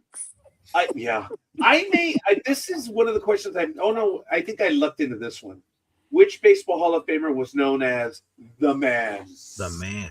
Babe Ruth, Stan Musial, Lou Gehrig, or Stan Musial. Stan Musial. Stan the That Man. one I did get. Yeah. Stan the Man. Yeah. Yeah. The San Francisco Giants were previously based in which city? Chicago, Boston, Washington, D.C., or New York? Oh, that's a good one. San Francisco Giants. San Francisco. Damn. I'll say Boston. I'll say New I don't York. know nothing. I'll New say York. Yeah. Actually, where they're from is because there was a time in baseball where the World Series was always in New York. New You had York. the Giants, you had the Dodgers, you had the Yankees. It is New York. Sweet. Mm-hmm. All right. Yeah, I told you I knew nothing. Baseball teams played home games at the Hubert H. Humphrey Metrodome from 82 to 2009. Minnesota Twins. Minnesota Twins. Bingo. All right. After 2000, and I guessed correct on this one. After 2004 Major League Baseball season, the Montreal Expos relocated and became which current franchise? Remember, there were three teams involved in this. The Washington Nationals, the Arizona Diamondbacks, the Colorado Rockies, Tampa Bay Rays. It would have been more appropriate for them to have asked Miami Marlins because they were involved as well. But anyway, so which team? National.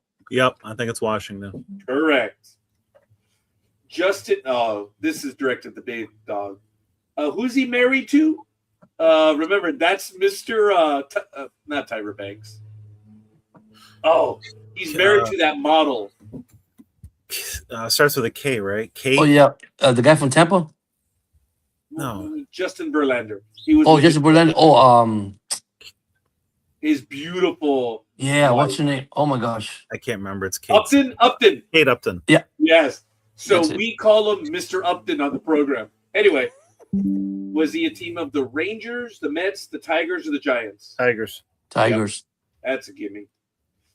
Carl Yastrzemski is which franchise's all-time leader in career hits?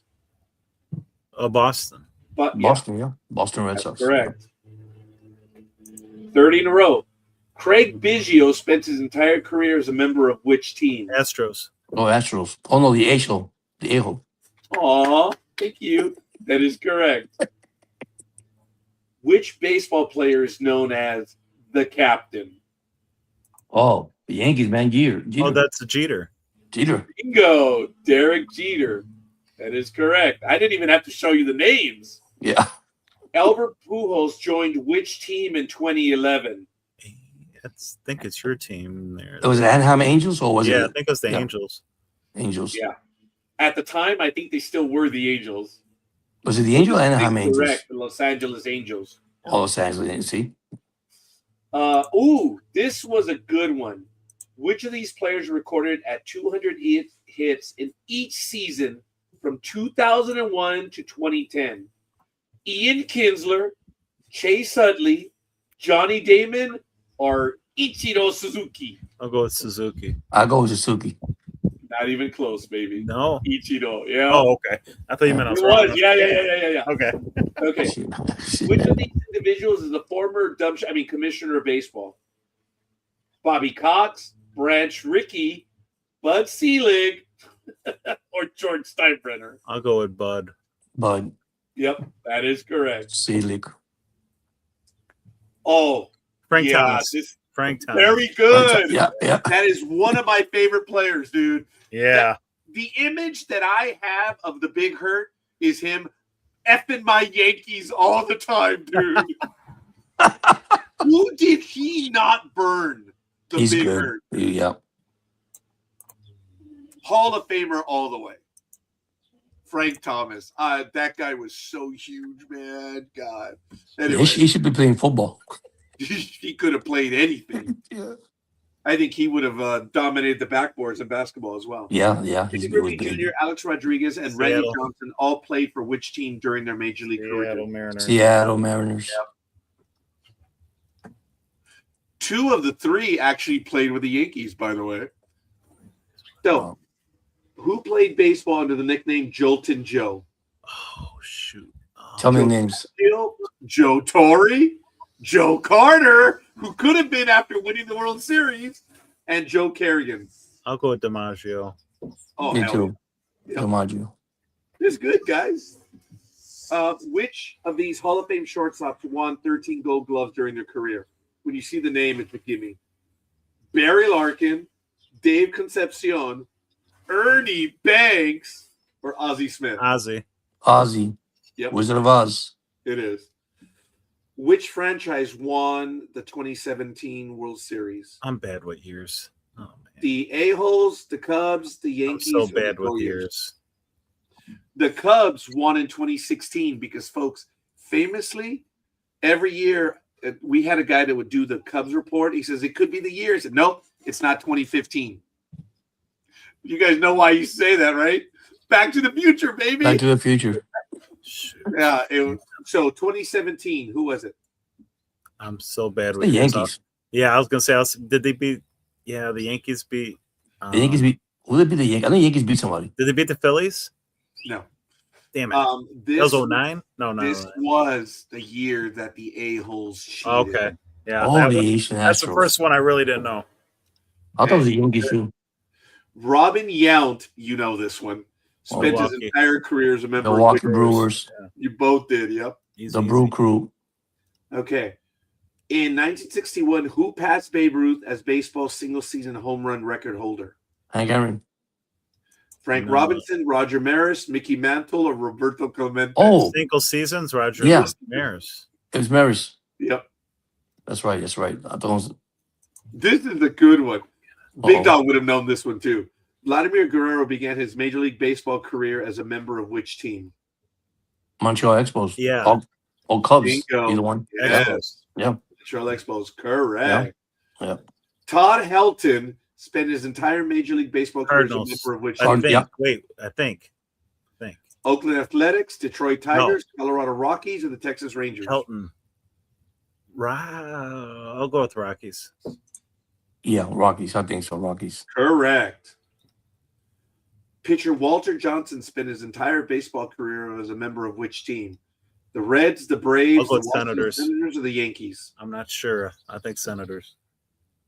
Yeah. Senators. Correct. Whew. You guys should know this one. The Hawk. Baseball Hall, yeah. Hawk. Yeah, Hall the of Hawk. Famer was known by which nickname? Chicago Cubs. The Hawk, the Kid, the Man, the Wizard. Nope. The hockey. The Hawk. The Hawk. Correct. Baseball Hall of Famer, and I knew this one. Paul Molitor finished his Major League Baseball career as a member of which team? Oh, wait a minute. He finished with he finished his career with Minnesota. Yeah, I think Twins. That is correct. Yeah. Can you name this baseball player who's waiting for his Hall of Fame shot? You guys Gary know that guy? Sheffield. Gary Sheffield. Sheffield Yeah. of Dreams. Oh, I had not heard that one. Yeah. Yeah, that's right. That is good. Mo Vaughn, Tony Gwynn, and Kenny Lofton. Yep, Gary Sheffield. Yep. Guys, I still say that Gary Sheffield had one of the best seasons ever on a losing team. I think it was in 2008. He Padres. hit 40 home runs that year, guys. And of the 40 home runs, 27 home runs tied or put the team in the lead. Wow. Yeah. Guys, I don't know if that's the definition of clutch because, I don't believe in that. Yeah. Mhm. Damn. 40 of the home runs, he hit 27 of them tied or put them in the lead. That is crazy. Okay. Question number 49. We'll do another one after this. Randy Johnson won a World Series as a member of which Major League Baseball team? Mariners, Yankees, Astros, or Diamondbacks? I said D-backs. Yeah, D-backs. That is correct. And finally, and we'll just do this, we'll carry on next week. In 2022, the Seattle Mariners traded Ichiro Suzuki to which team? The Cardinals, the hated ones, the Yankees, or the Braves? Yankees. Yankees. Damn, that was quick because I guessed correct. The Yankees. Yes. All right. Oh, we'll do one more. Which slugger? I think that's incorrect, but that's Wow. okay. Mr. Okay. Padre. Who was the slugger known as Mr. Padre? Wasn't Steve Well- Garvey, Randy Jones, Tony Gwynn, or Trevor Hoffman? shit. It had to be Tony Gwynn. I'm gonna go Steve Garvey. Okay. I think it was misleading when they said slugger. The answer is Tony Gwynn. Oh, Yeah. damn. Tony Gwynn. Yeah. I don't Hey, remember guys. Mr. Padre. I don't remember that. I don't remember him being a power hitter. But anyway, guys, we are good. This was fun. You guys That's did nice. very I like well. that was We awesome. will continue it next week, and we'll go from where we left off right here. But hey, it is what it is. Folks, I'm running a little short on time now. Did you guys have any other stories you wanted to talk about right now? No. No, I'm good. All I want to show is my love and support to all you guys, even to Philly, everybody out there, man. Yes. Support and love. That's what we need, man. Yeah, that's what it's about, guys. We have Amen. everyone, we have ourselves, and we have each other. And That's important. And Yes. also anime, so she don't feel alone. You're also included. So don't think you're alone. No, I'm doing it nice. I'm saying it nice. No, I'm saying it nice. no, but I knew her reaction. Yeah, no, And because I was saw her quiet. I saw her quiet. Yeah. I said, man, That's all right. My Yeah. response is quite simple. no, because see, this Here you go. I join. I join here, and with you guys, it's like a family. Oh, I love my squirrels. Don't mess with my squirrels now. That's right. Don't mess with my squirrels. That is funny. That is really good. All right. Now, this is going to be the cheap shot of cheap shots. Okay. But There's a I shock. say it I can say it because my daughter is high functioning. So, what do you call a group of autistic, or what do you call when a bunch of autistic kids or autistic people get together?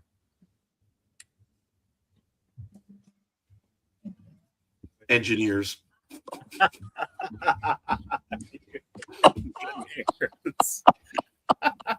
No, you didn't. I am insulting my daughter when I look at my former coworkers, but I'm actually insulting autistic children by saying that. But it fits. You guys know I've talked about them. They're like, yeah, it fits. So you guys got a little bit of a chuckle out of that. That was it. It was good. And try to bring something? joke. Oh yes, go ahead. Yeah, okay. Anyway, put this picture again with the 3 squirrels. Uh-oh. You want the 3 squirrels again? Yes, yeah. Okay, hang on. All right, I'm gonna show you something now, real quick. Hang on. Here All we right, go. I'm waiting for it. Yeah, that's what she said.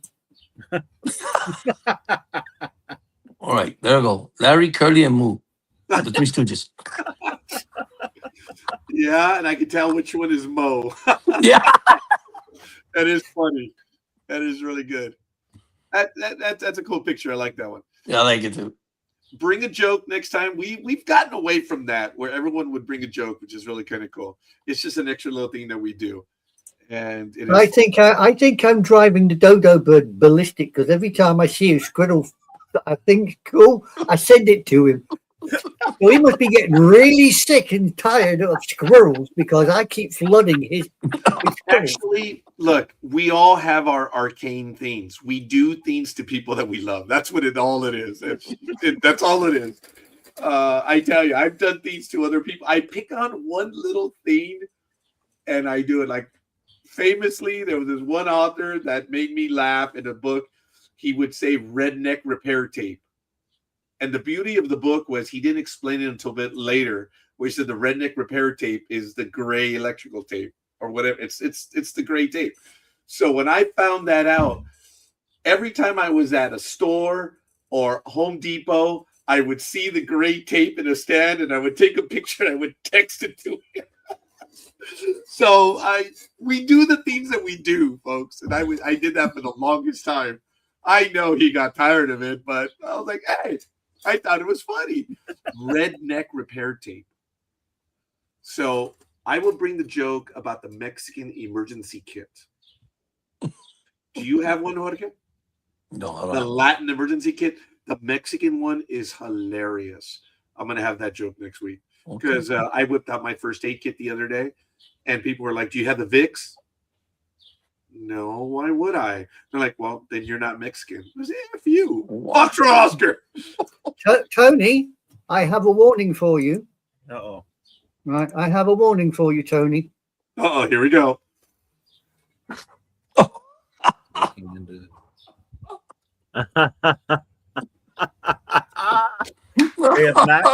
They have not climbed on my screen yet this year, but they usually do. That's usually Spider-Man does. So that's one of my squirrels, Spider-Man. That's why you named him Spider-Man. Yeah, he climbs on everything. Yeah. Still, I thought you'd like that. no, that one was funny. So, as you guys know, I'm a massive Star Trek fan.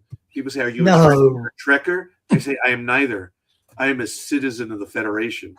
Because for anyone who knows the Section 130 books, you renounce your citizenship and you become a citizen of the Federation. Well, today, folks, without being rude, I am a Cucamongan.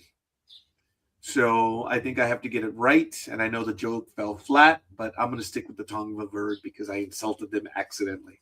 All I can say is cuckoo, I'll agree with. Cucamongan, no. Cuckoo, I'll agree with. I'm all right with that.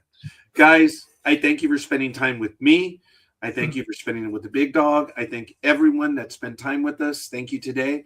Obviously, Anime Girl, thanks for jumping in when you did. Jorge as well. And Philly. And yeah, this was a very hard episode, folks, but we did it because we still wanted to. And I thank everyone that joined me.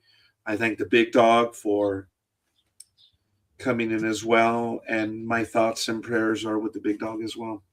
And his family as they work through this. Guys, I lucked out. I had a chance to say goodbye. Big Dog didn't. It was more traumatic for him. So my thoughts are with him. Jorge, thank you. Philly, God damn it. The Philly special. Anime girl. I love you guys. We'll see you. I'm out. Love you Have a guys. great weekend. Hello. Have a good night. Adios, Thank you. man. Bye.